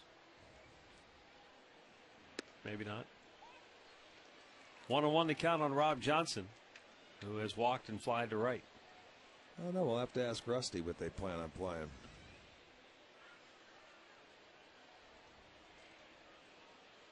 1-1 pitch. Grady Sizemore back a few strides. Mariners go 1-2-3 for the first time since the 1st inning.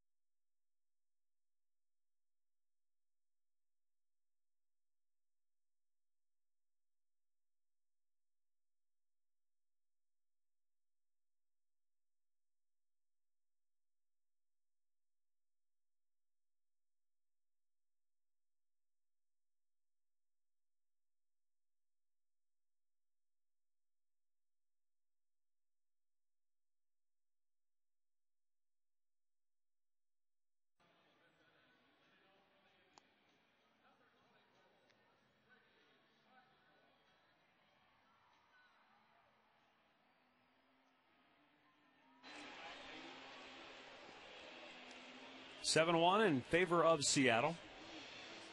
Luke French working into the bottom of the 5th inning here for the Mariners. 12 of 18 first pitch strikes for the Seattle left-hander.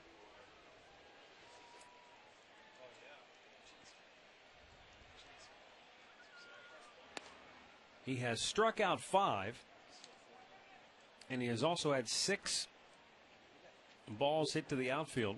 Only 1 ground ball out.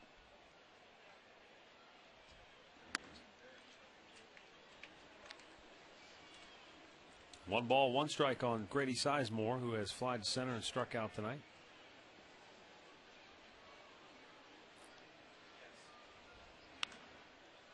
Foul down the right side into the lower deck. Tee It Up Ohio comes your way tonight after the game on Sports Time Ohio. Jimmy Hanlon, Mike Cairns will be along. Did he ever get back in touch with you about our the match? They have accepted our challenge. They Grady in the air, left field. Bill Hall, routine play. 1 away. Our Northern Ohio Toyota dealers game recap. Andy Marte's RBI single tied the game briefly in the second, but the Mariners came back. Josh Wilson, his solo homer in the fourth. Part of a 4-run fourth, highlighted also by Jose Lopez with a 2-run shot. 7-1 Seattle. For a dealer near you, visit buyatoyota.com. Jamie Carroll 0 for 2. Yeah, we just have to figure out the format. The format and the date. And the date. I'm thinking January, Arizona. Well, you got it. I'll be there. Jimmy may be there too about then. You'll have plenty of time to practice, so you can carry me. Jimmy will be there too. Doing a few Tee It Up Ohio's. That'll be Tee It Up Arizona for the winter portion of the schedule, the West Coast Tour. 2-1 right down Broadway. And we play from the back, and Cairns plays from the Cairns tees. Maybe do an alternate shot deal. That would be perfect. I like that matchup.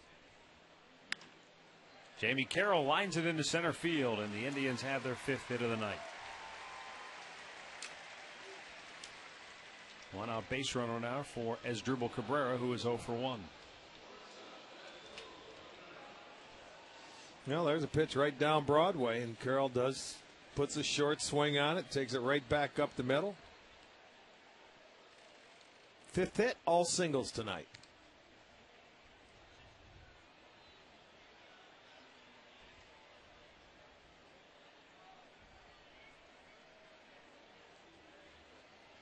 Cabrera walked in the first inning, struck out in the third. Looks at a ball up by.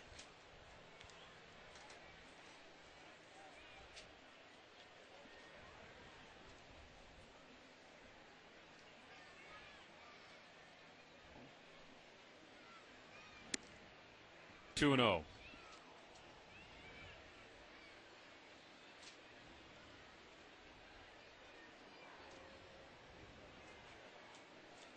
Don Wakamatsu's club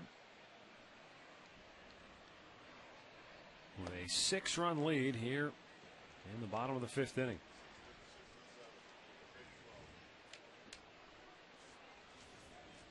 Talked about it earlier. The Mariners have played more than 50% of their games have been decided by 2 runs or less, including the last 3 in a row.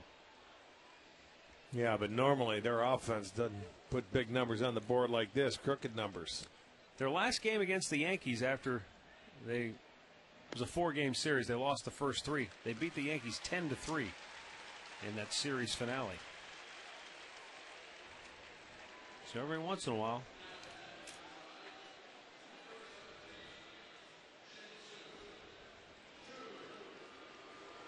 Shin-Soo Choo 0 for 2, steps in with 2 on and 1 out here in the 5th.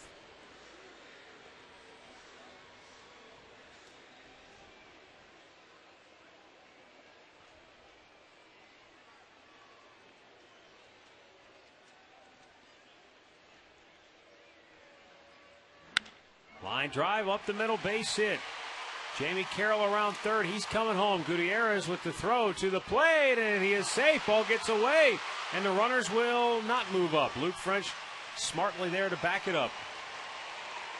But the Indians get another run. It's now 7-2 as Choo drives in his 67th run on the year. Well, and that goes to show that's exactly why when you're a pitcher that you go behind the plate and back up for a throw, because there's a base hit up the middle. As Carroll's going to come around to throw, here comes Gutierrez, and that ball's going to get by him. If not, these two guys move up, and that's a big difference. They let that ball go, and then Johnson tries to apply the tag. He doesn't. Cabrera thought about it, but just the presence. When you're down 7-2, you can't take a chance. And Chu was halfway down. He had to make sure you had to run with your head up. So pitchers, there you go. That's the reason why you back up. They saved an extra base. You still have the double play in order. But the pitching coach, Rick Adair, is going to come out and talk to his pitcher. It is now a 7-2 game. And right-hander Miguel Batista loosening. French is at 82 pitches on the night. That one, that extra base right there could have been a big difference. Johnny Peralta has walked and singled tonight.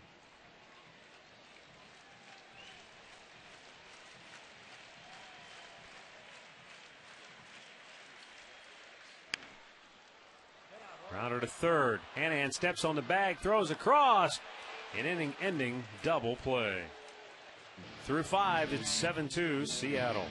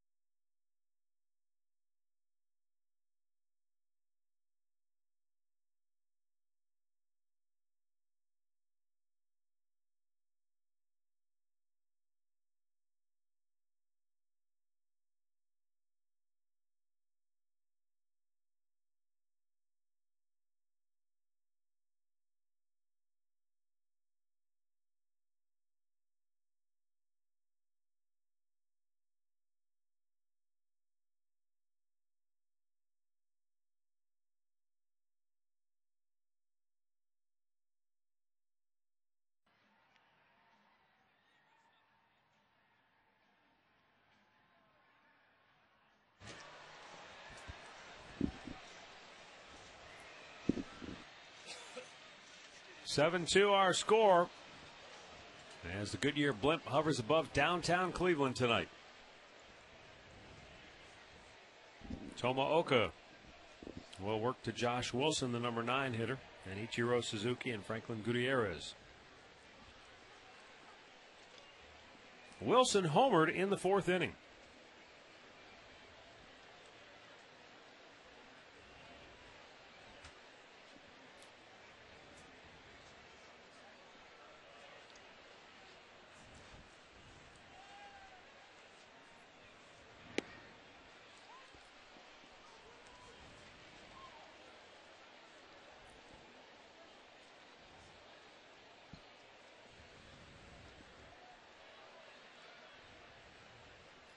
The 0-1 delivery is just a bit outside.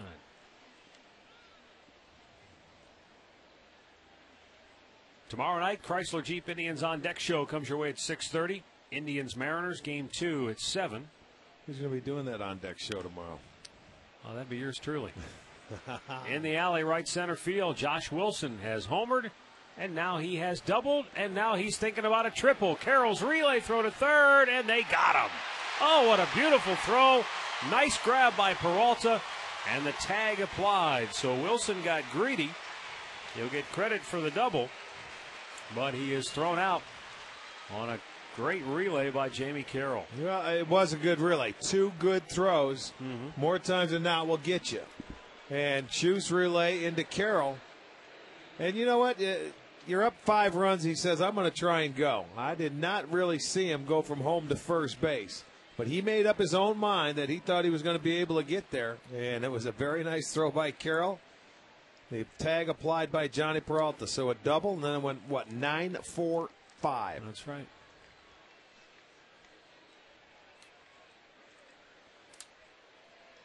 You know, unless you're a burner, and I mean flat out, a speedster, 2 good throws will get a runner most of the time.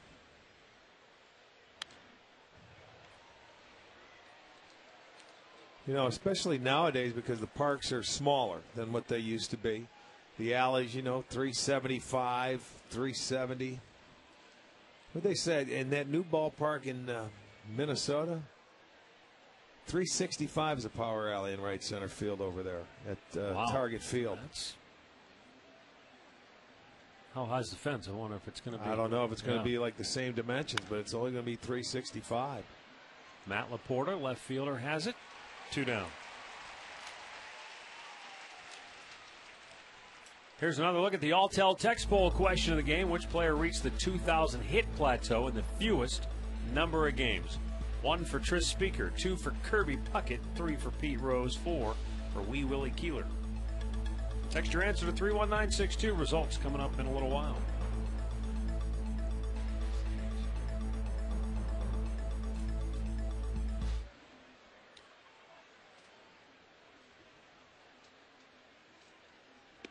The whole key to that play, too, when you think about it, really, is the first throw. If the outfielder makes a good throw, hits his cutoff man in the chest, right? Then that's right. Chances are it's going to be a good play. And he's got a good arm. So that defender, the second baseman, doesn't have to go as far out into right center field because of Chu's arm. You know, if he stays back, and it'll leave him a shorter throw, the deeper he can stay towards the infield. You have to, do it with different outfielders. But when you watch Chu, watch this. Watch where he gets that ball. That is perfect because it's glove side. He can grab the ball, and his feet are already in position to throw. So he took his crow hop, puts a one-hopper right there. It's scooped up. Nicely done. Good shot, guys. That is, textbook. Yeah, it really is. That's 10 assists now for Chu. That is done to perfection right there. The 0-2. Down low.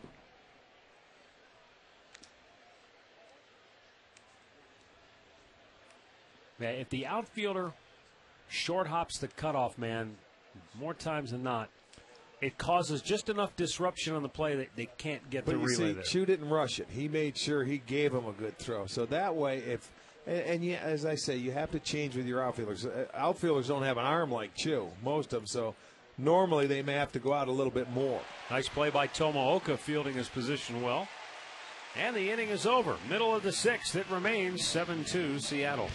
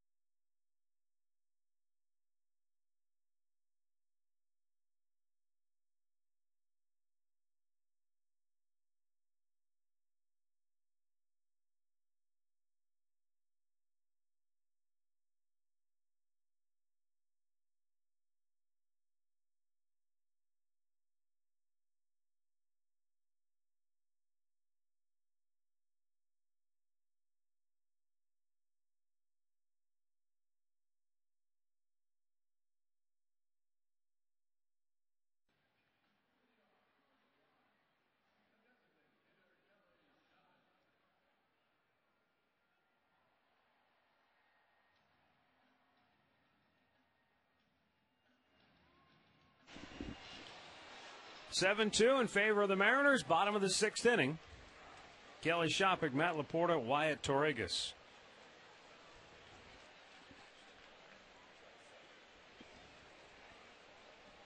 Shopik 0 for 2. He has struck out, fly to right.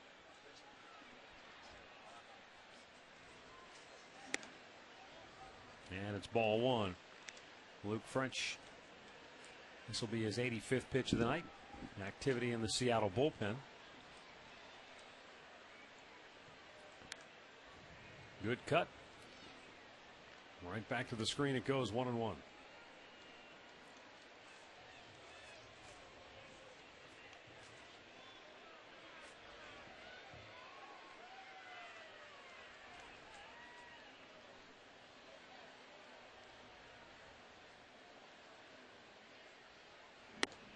That's too high. 2 balls and a strike.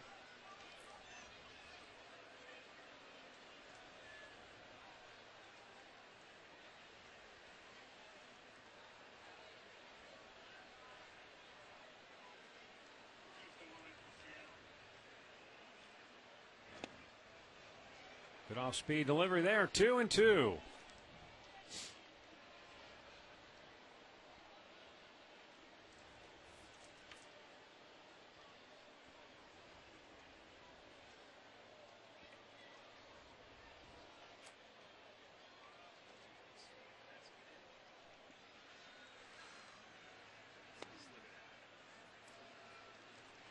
And the count goes full. 3 balls, 2 strikes.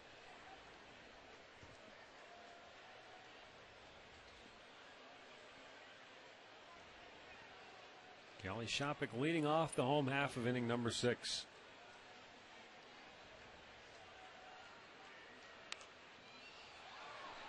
Out of play. Tomorrow on STO, we talk the Indians on Deck show at 6:30. Indians Mariners at 7.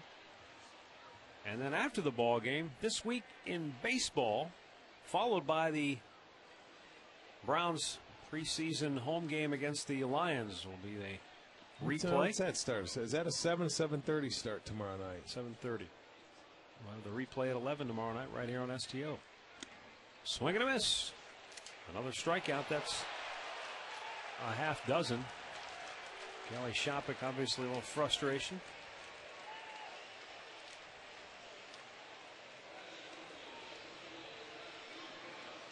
Well, that's what happens. You swing at a ball out of the zone. You want to throw your bat. You don't, so you just snap it over your knee. He is upset right there. I don't think I've ever seen him do that where the half of the bat went I've flying. I saw him do that one other time, and he was so embarrassed. He said he'll never do it again. So I'm not going to mention it to him anymore. Well, I tell you the one thing, and I had never noticed it before that particular attempt, but the way that sharp edge came loose off of that bat, that could be dangerous. And it drops as Hanahan and Wilson. I don't know if there was miscommunication there. Probably the shortstop's ball. I mean, it's so tough for a third baseman to go back. He's got a much farther run than the shortstop on the angle. You know, the shortstop's got a better angle. So if you can call him off, you can see where he's coming. The third baseman's running with his back to the infield. Shortstop's got to catch that ball. But Hanahan's got to get out of the way. See, Hanahan does it because he played in Oakland. And so long, with all that foul territory over there, you have to chase balls forever. So it's just instinct for him to go down and try and chase it. But as a shortstop, you got to try and get over there and catch it. New life for Matt Laporta.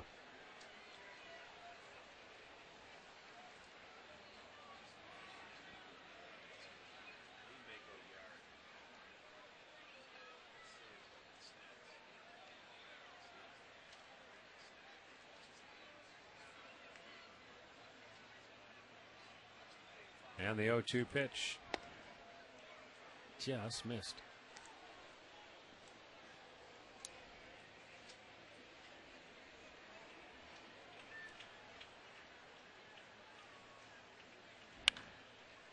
Liner fair down the left field line. It goes into the corner. Matt Laporta on his way to second with his second double in as many nights.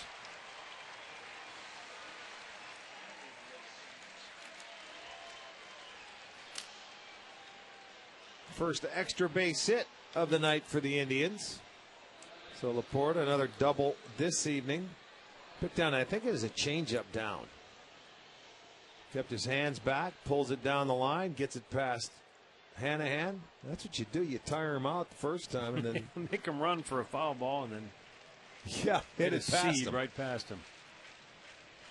Wyatt Torregas is 2 for 2, 2 singles to left, and takes a belt high strike.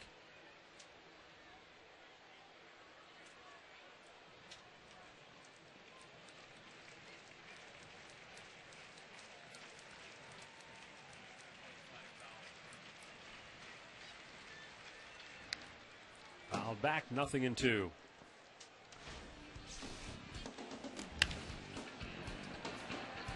That's the first time up. And that's the second time up. Pretty much carbon copy. One line drive in the hole, one went out a little farther into the outfield, but he's 2 for 2. Now time to battle, down in the count 0-2.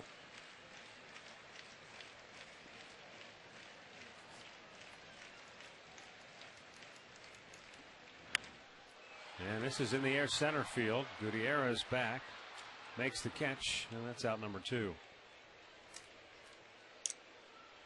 Let's have a look at the All Care Dental Indentures Smilin' Easy Cam tonight here at Progressive Field. And we want to send out a special hello to all the All Care friends in Garfield Heights, Ohio. 17 locations across northeastern Ohio. All Care Dental Indentures makes seeing the dentist Where's easy. Waldo?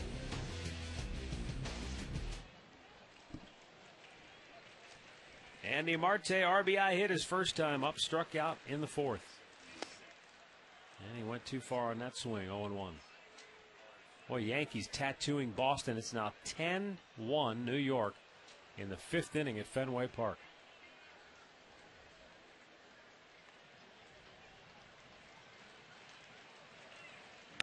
Marte with a liner toward left. Base hit coming around third to score is Laporta. And Andy Marte with his second hit of the night, his second run batted in, makes it a 7-3 ball game.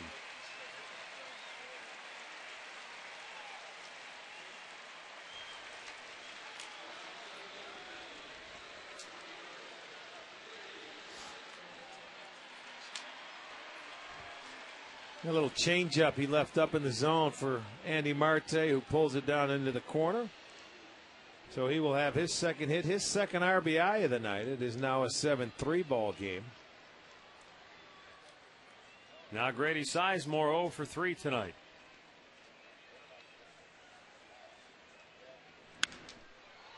He's going toward left. Hall near the line will make the grab. 6 complete. It's Seattle 7, Cleveland 3.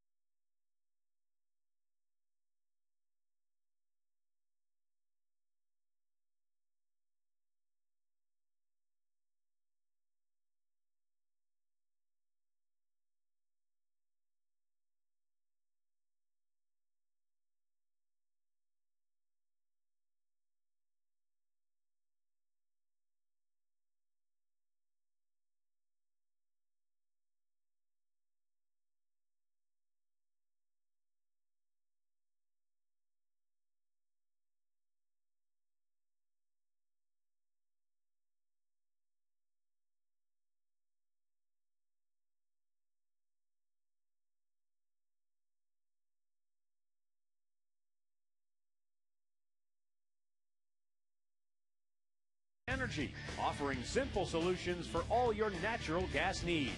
Visit directenergy.com/GoTribe for details. And by AM/PM. Too much good stuff.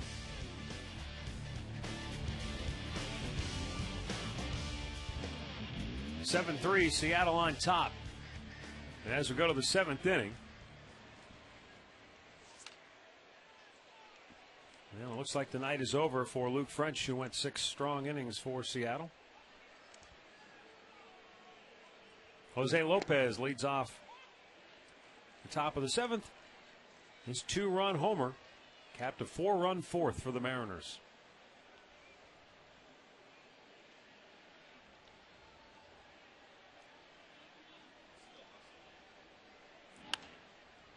Sliced foul.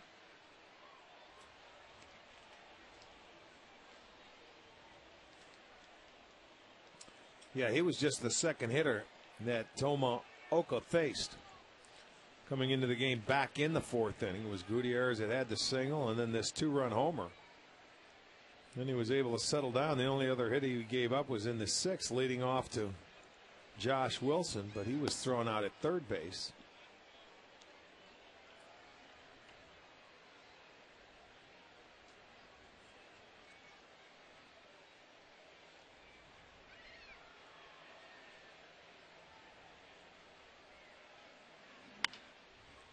Up the middle, Cabrera ranging far up the middle, makes the grab and throws him out.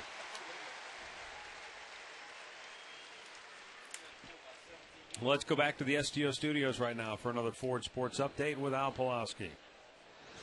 All right, Matt, Rick, the White Sox and Orioles tonight. Here's Jim Thome leaving the ballpark in the 4th inning that tied the game at 1. Brian Robertson homered earlier in the 3rd. So they're even at 1. O's and White Sox, 5th inning on Chicago's South Side. Back to you. Thanks, Al. Here we have 1 out in the 7th inning, and Mike Sweeney, 1 for 2 with an RBI single, stepping to the plate. Smashed the bat, went flying. Peralta throws him out.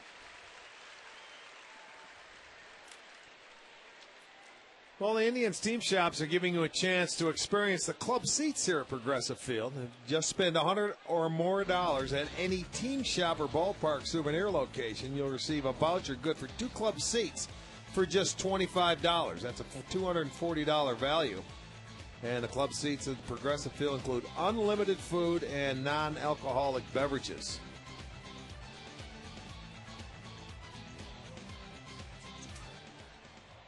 There's Russell Brandon. It's a high drive, deep right field, and this one is way out of here. Well, he can hit him like that, majestic. He missed him the first 3 swings, but Russell came back and got him here in the 7th inning. His 29th home run of the year makes it an 8-3 Seattle lead. I didn't see. Was that same fastball? Did he get it down a little bit more? Yep. Let's see. I'm sure we'll see it again. That's a 2nd home run given up by Oka today. But this one here, you watch. If we show where this one was, oh, yeah, that's down. That's that cutter down. Uh-oh.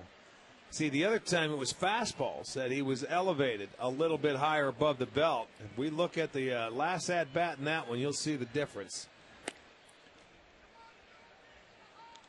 So Brandon with 29. Mariners hit 4 home runs yesterday, but lost the game. They hit 4 home runs in a game earlier this year and lost that one as well. They've hit 3 tonight.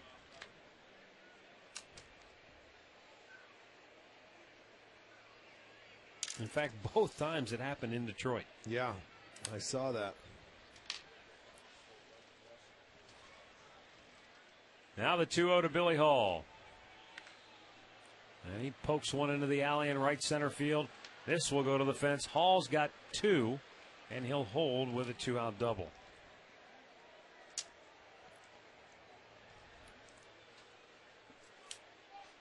Well, the 2009 Cleveland Browns will be live at Cleveland Browns Stadium tomorrow night at 7:30 against the Detroit Lions, and you can still get to see them for 50% off any ticket purchased. Buy online now at clevelandbrowns.com. The Browns opener presented by AT&T. You can catch them for as little as $16.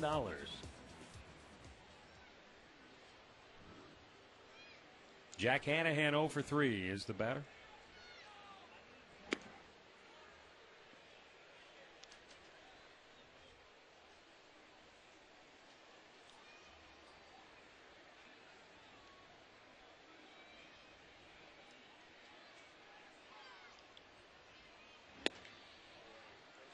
Two balls and no strikes.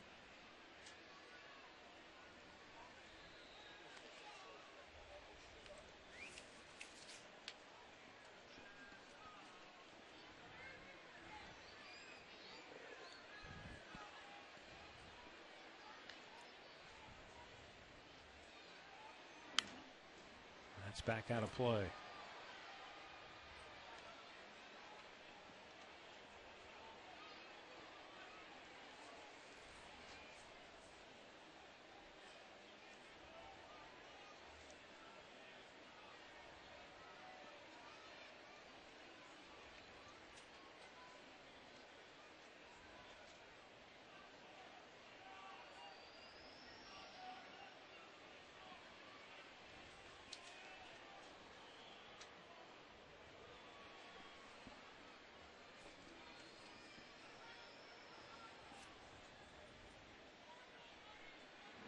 Swing and a miss, 2-2. Mariners have 6 extra base hits tonight. In those 3 games between the Tribe and the Mariners in Seattle, they had a total of 4. No, they do their damage when they come to this ballpark. They won their last 3 here out of the 4-game series and looking to take the first one here tonight. A wild one gets away. Down to third goes Hall. And the count is full.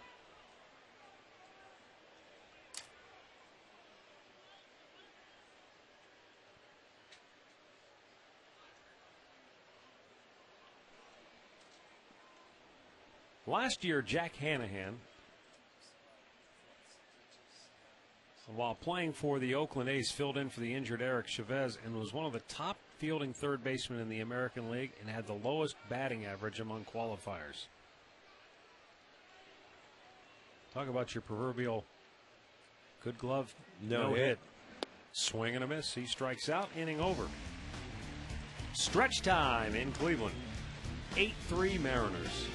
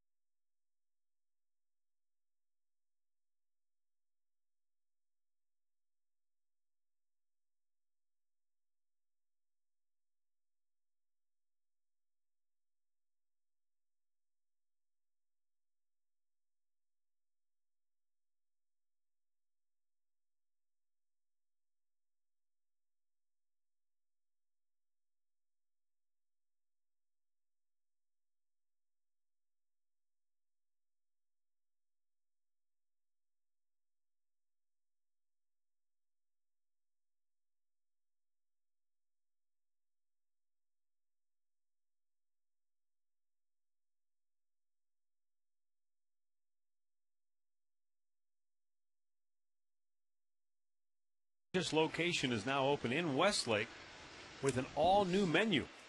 And that new menu is coming to your favorite panini soon, so keep up to date at paninisgrill.com.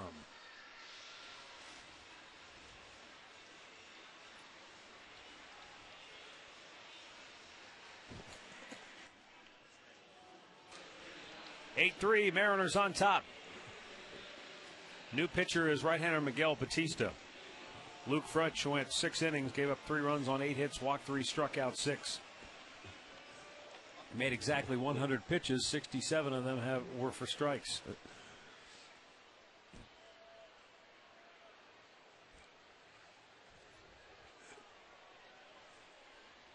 Now Miguel Batista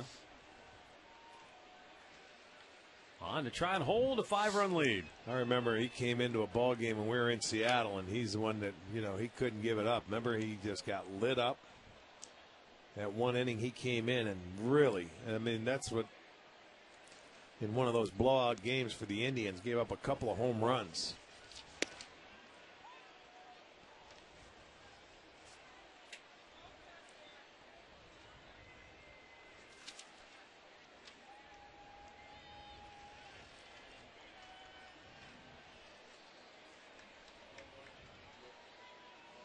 Now the 1-1 pitch. Big chopper towards first. The flip. One away. Well, the Bud Light party deck out at Progressive Field is a great party area. It's out in right field and just a terrific view of the game. Tonight would be just a gorgeous night.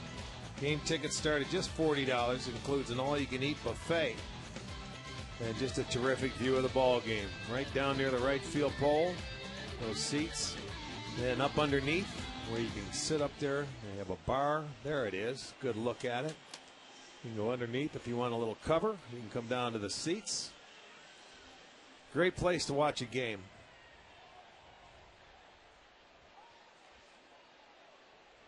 There's Dribble Cabrera. 0 for 1 with a couple of walks.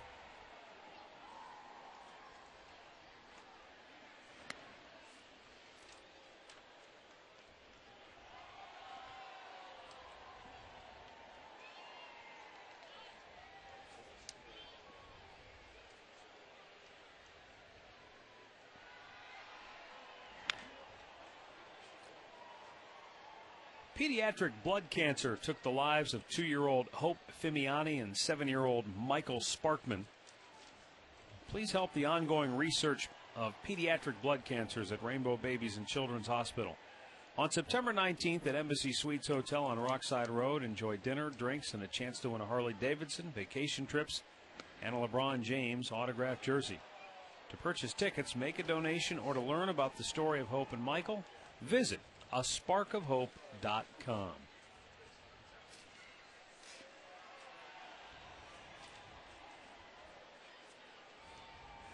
Three balls and a strike.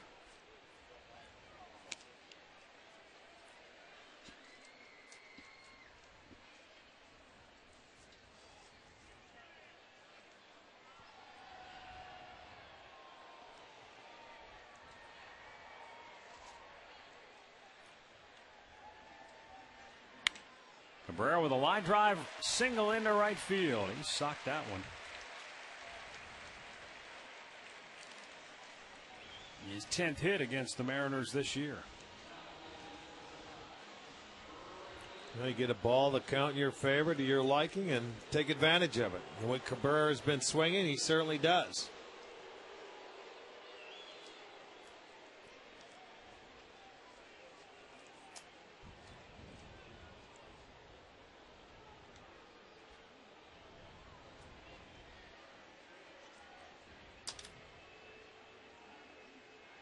Now Shin-Soo Choo, who is 1 for 3 with an RBI single. That came back in the 5th inning.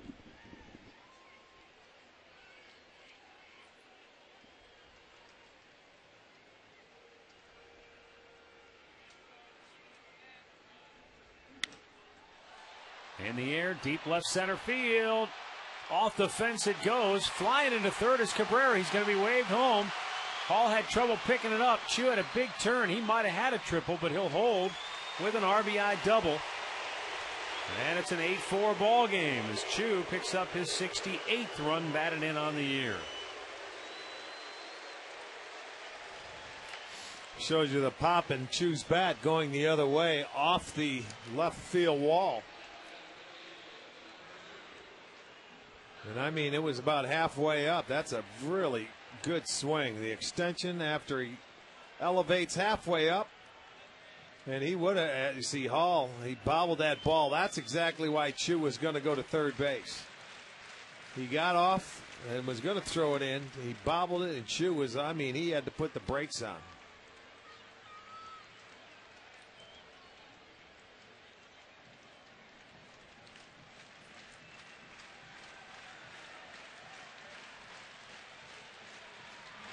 Johnny Peralta drives one deep to right, but Ichiro back to grab it. And that's out number 2.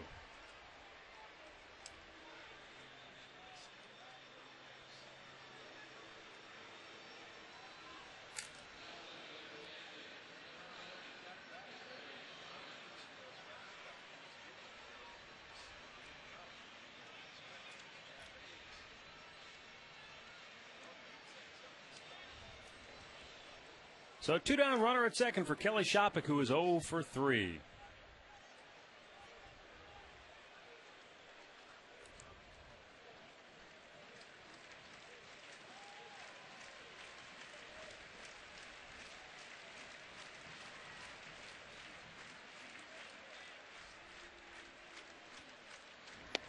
Swing and a miss.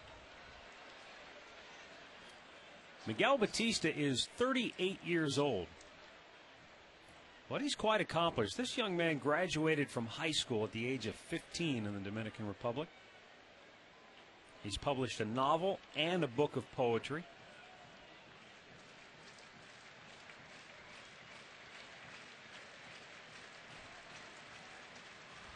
Committed $50,000 and became the first player to build a baseball field on tribal land in Arizona. And that pitch is up high. He's been recognized for his work with the Native Americans in Arizona. And that field was dedicated on August the 5th, 2003.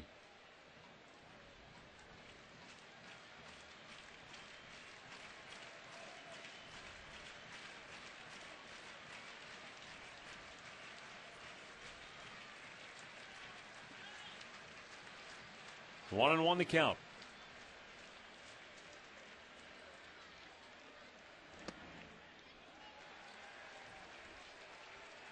Batista has pitched with the Pittsburgh Pirates, the Florida Marlins, the Chicago Cubs, Montreal Expos, Kansas City Royals, Arizona Diamondbacks, Toronto Blue Jays, and the Seattle Mariners.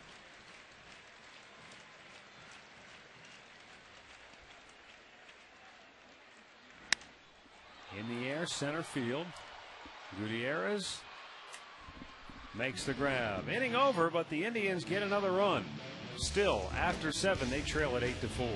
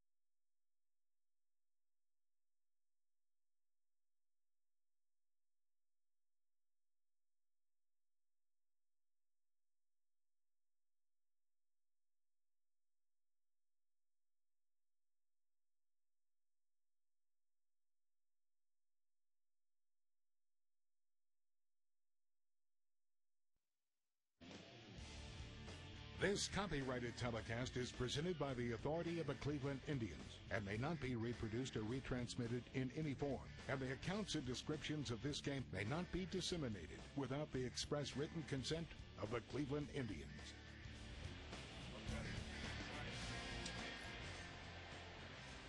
Eighth inning here at Progressive Field, 8-4 in favor of the Mariners.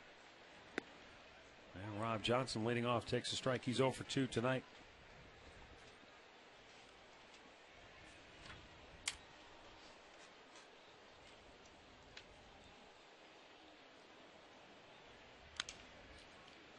Rolls it to short as Dribble Cabrera slings it over, one away. Well, we want to show you a little breakdown here. Tomoka pitches to Brandy. The first time, 3 straight pitches right by him. Now that's belt high. Watch what happens when you get it about 6 inches lower. That's the home run. Ouch. That is right into what you call his wheelhouse. Now, if you elevated it like he did the first time, you're A-OK, because that swing, that little uppercut, he swings through. At that time, he did miss it, and it goes for a home run. So the first time Oka got him, the second time Branyan got Oka.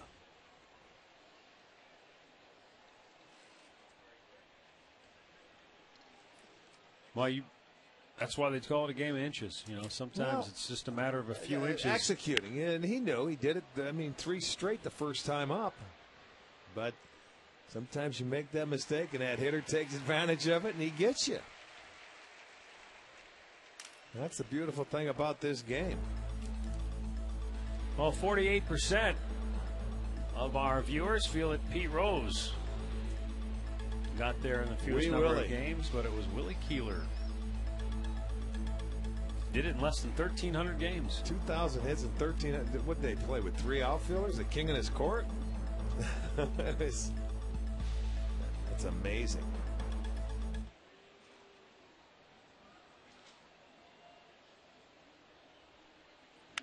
Ichiro in the air, left field. Matt Laporta near the line, makes the catch. We'll go to the bottom of the 8th. 8-4 Seattle.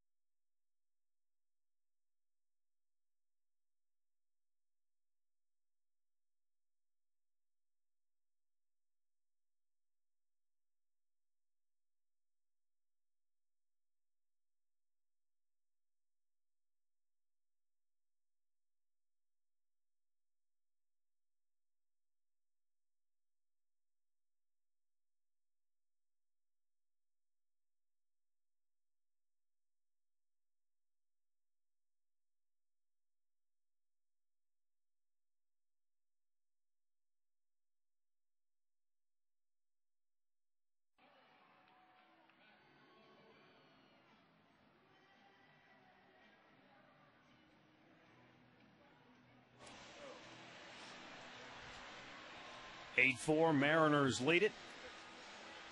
Bottom of the 8th inning, Matt Laporta, Wyatt Torregas, and Andy Marte will bat for the Tribe. Laporta doubled and scored his last time up. He's 1 for 3 tonight.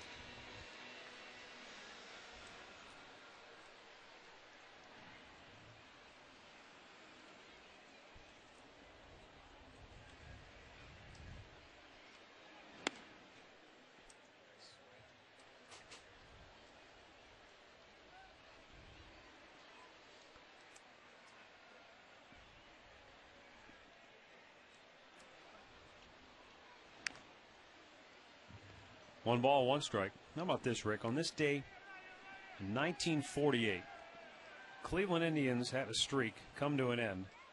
8 straight wins, 4 straight shutouts, 47 scoreless innings. Came to an end in the 9th inning of a 3-2 loss to the White Sox. Wow. Ground ball, short. Josh Wilson takes care of Laporta, 1 down. The scoreboard update brought to you by Coors Light. Frost brewed Coors Light, the world's most refreshing beer.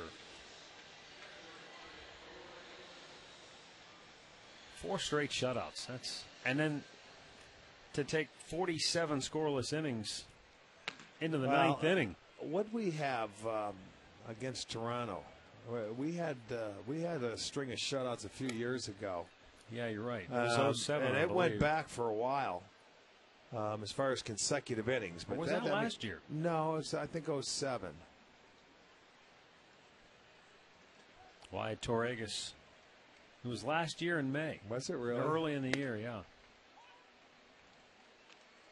Okay. I remember it was against Toronto in this ballpark. It was fun to watch. But, yeah, 4 games in a row, tossing goose eggs. That's dealing. That's pitchers feeding off each other and going out there and being locked in.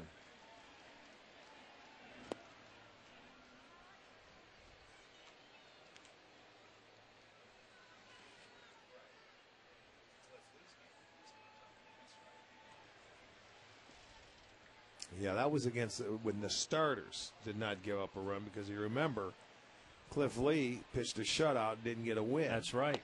But the bullpen gave up the run. But, I mean, when you're talking about starters, the starters didn't give up a run.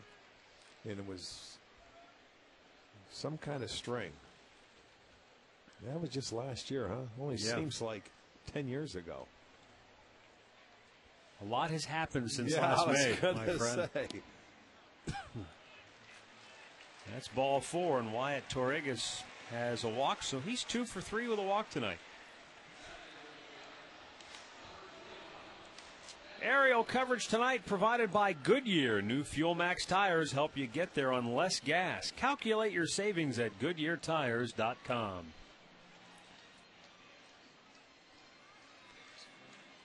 And our thanks to the guys in the blimp tonight. Outstanding job. They're thrilled to be up there tonight. Just a picture-perfect night, huh?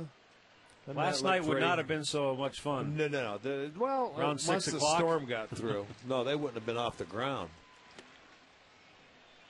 But it sure is. It's a great shot from up there tonight.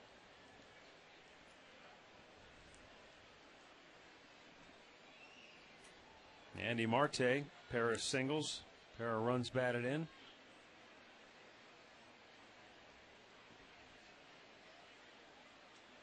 Look at, there's nobody with the gloves over their mouth. How about that? That's because Batista wasn't doing any talking. He was just listening.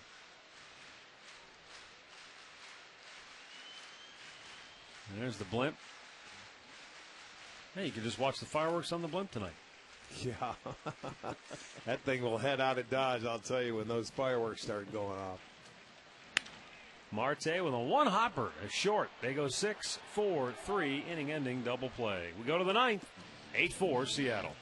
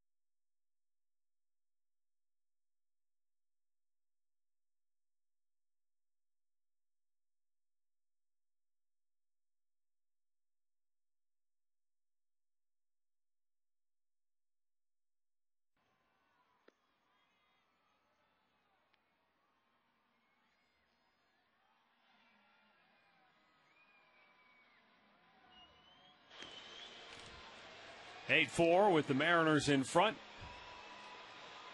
And here in the 9th inning, Kerry Wood will come on.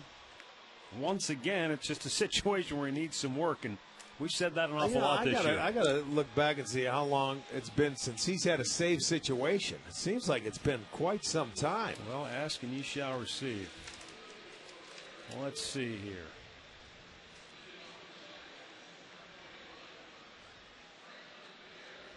I thought they had that in there, but I don't see it.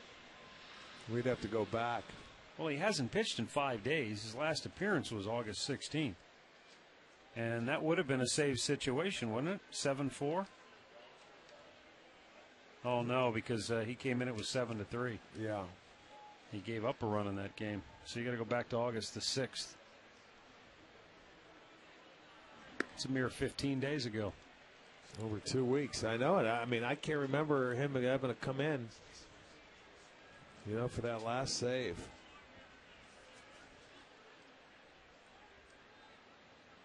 Yeah, Minnesota.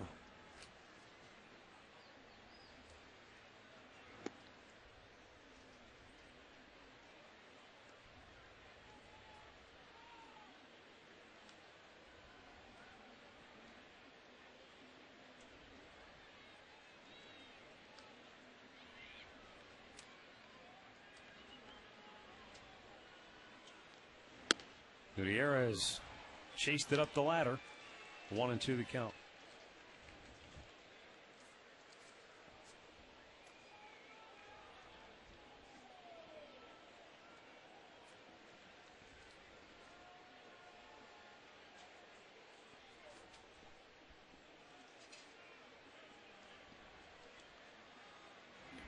Oh. I heard that hit Torregas in the chest protector. I mean, that was a pretty wicked sound. That's why you wear it. You don't turn sideways. You take it. This one spiked into got him right in the shoulder. Oh. Now you remember. Oh. Kerry Wood in his last appearance had an excellent curveball, if you remember. Liner just beyond Cabrera's reach. And Gutierrez, in no hurry, will hold with a single. That's his third hit tonight. Yes, it is. And you get a high heater. Bailed high, and he took advantage of it. That's 12 hits now for the Seattle Mariners. 3 for Gutierrez. They have 6 extra base hits, 3 doubles, 3 homers. Jose Lopez 2 for 4. His 2-run homer was a big blast back in that 4th inning.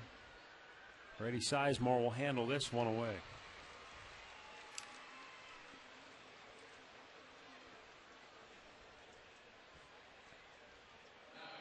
Mike Sweeney will come to the plate now. He's 1 for 3 with an RBI single back in the 3rd.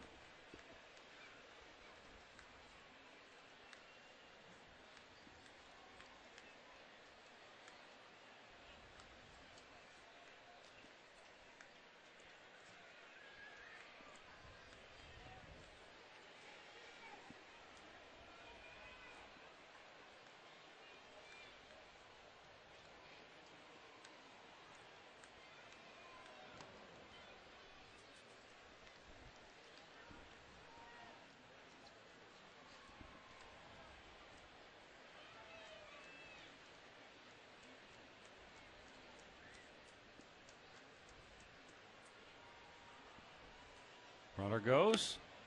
Throw to second. Not in time. Gutierrez with his 9th steal of the year.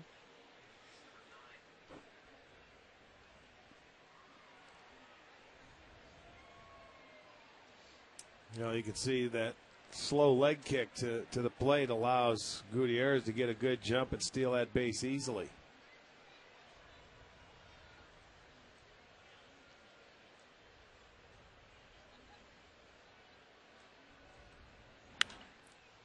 Sweeney with a big rip, but it's fouled back toward the club seats, and somebody will come up with a loose ball.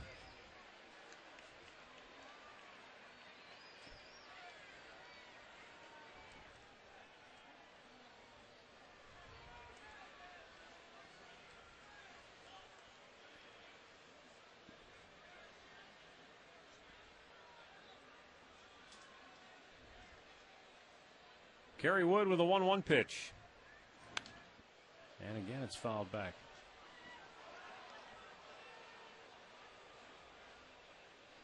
Nothing wrong with his velocity. That was 98 miles an hour. Right-hander Sean White loosening in the Seattle pen.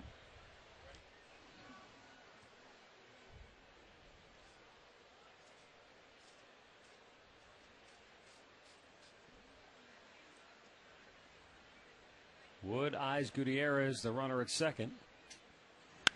And Sweeney punches a base hit into right field. Gutierrez is going to get the stop sign at third as Chu came up throwing. So 2 hits here in the 9th. And Mariners at the corners with only 1 out.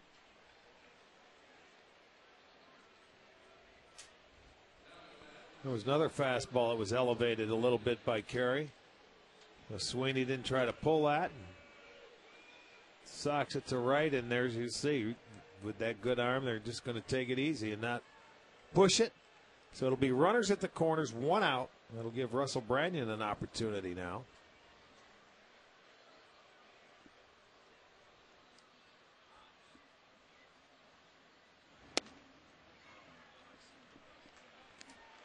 Russell Branyan with a home run, the 29th on the year for Russell, back in the 7th inning.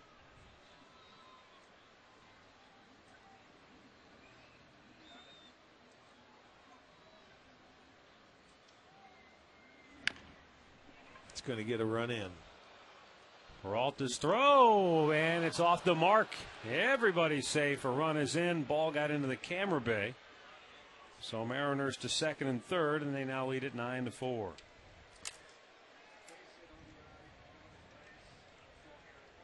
Yeah, you give him a base hit and an RBI on the check swing, and then the throwing error on Peralta. After that ball went up the line, and I don't know if it tipped Branyan or not, but it went over into the camera bay. Yeah, the bad throw, so that allows the base runners to move up. So it is now 9-4.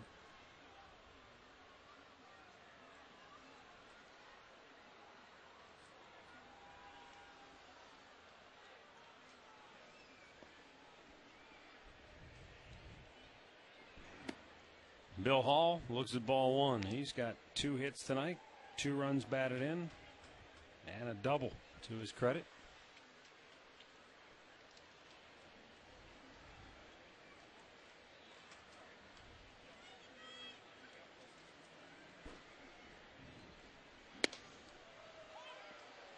Belt high strike, 1-1.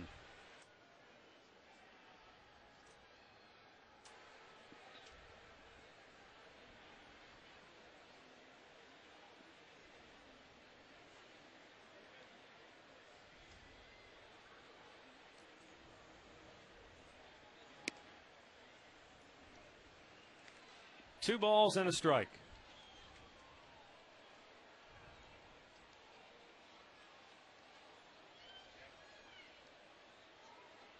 "15 pitches for Kerry Wood so far here in the 9th. Have yielded 3 singles and 1 fly ball out to center. Bouncer to second base. Jamie Carroll will look Sweeney back. 2 down.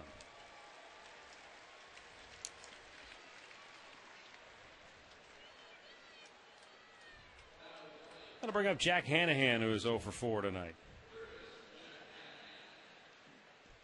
One thing you know with Mike Sweeney running at third, unless it gets through the infield, he wasn't coming home. That's exactly right. That's why you could keep him almost halfway there with Sweeney at third base. Boy, New York, they haven't let up. 15-4, they lead Boston at Fenway Park, and they're only in the 6th inning.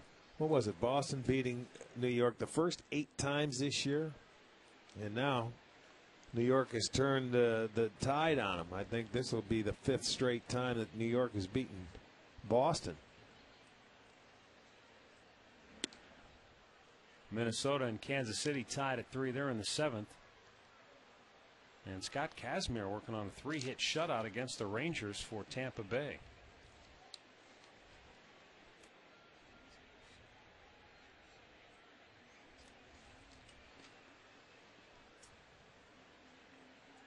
2-0 pitch.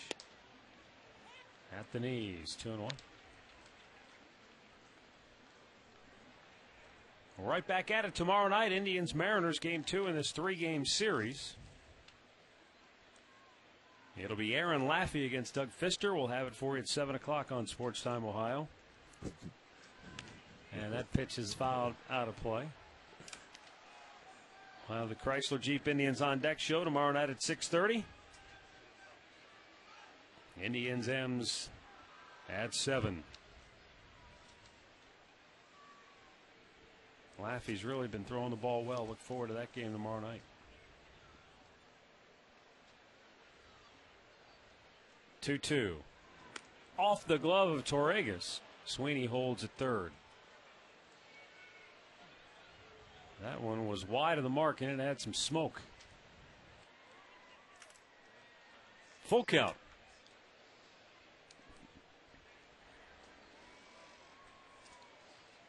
Well, you wonder why you bring a closer into a game when you're already down. Well, this is why, because when you need him, you want him to be sharp. You don't want him to come in a safe situation with 5 days of rust. You can't let him rust out. That's exactly and that's the pitch that's inconsistent for him this year is that breaking ball, that curveball.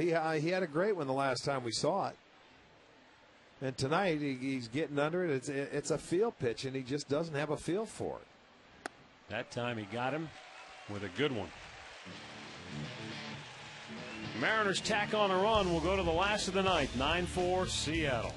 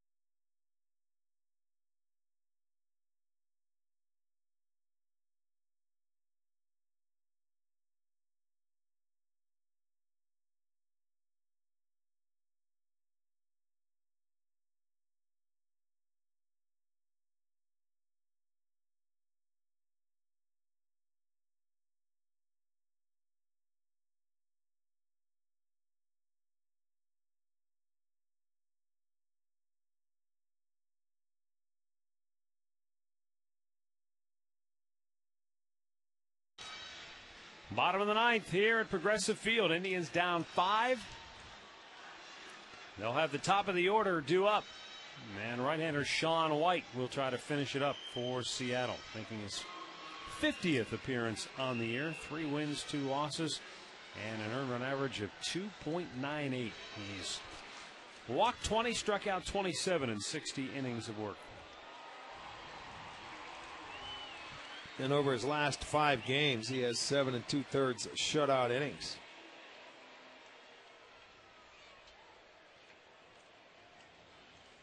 Well, it started just being one of those games tonight, Matt, early, where it all started with the starting pitching, and David Huff struggled early. Had a breeze in the first inning and then really struggled in the second and third inning. They were able to add on, and they put they continued to add on after the Indians came back in the second. They scored 2 in the third, 4 in the fourth. The Indians again offensively with 10 hits.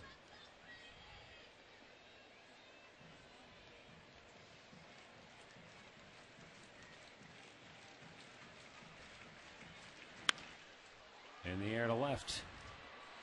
Bill Hall has it, 1 down. Time now for our Northern Ohio Buick Pontiac GMC performance of the game. In his first game with the Mariners, Bill Hall Goes 2 for 4 with a double, driving in a pair.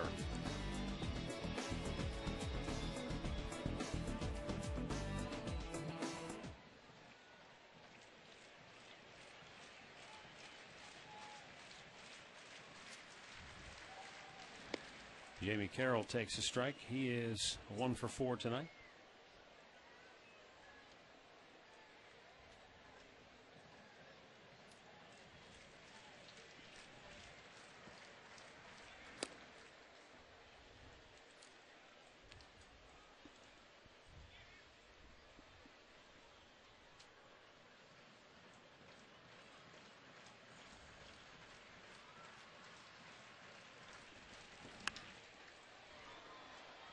Franklin Gutierrez, center fielder, has it, 2 down.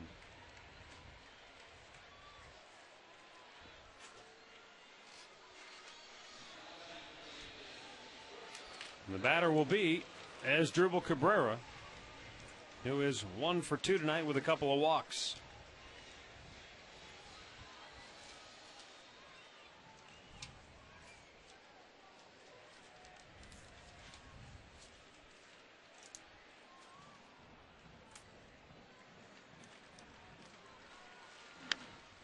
He goes after the first pitch and fouls it back.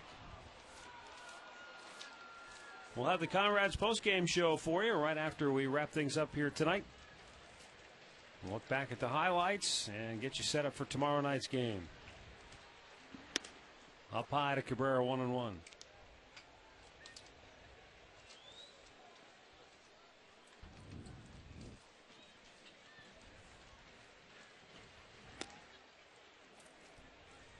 Seattle came into this game having scored 125 fewer runs than the Indians. But they jumped on David Huff tonight. And they lead it 9-4 as Cabrera singles the center with 2 down. His second hit of the night to go along with 2 walks.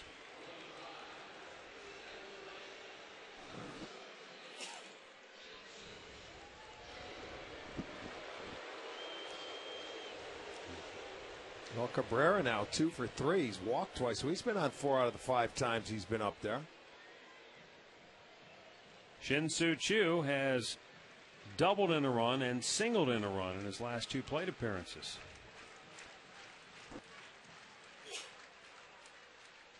Cabrera takes off for second. No stolen base.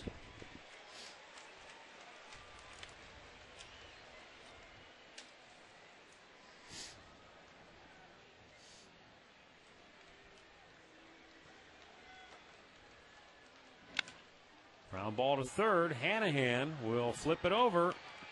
And the Mariners win the opener in this series. 9-4 is your final score tonight.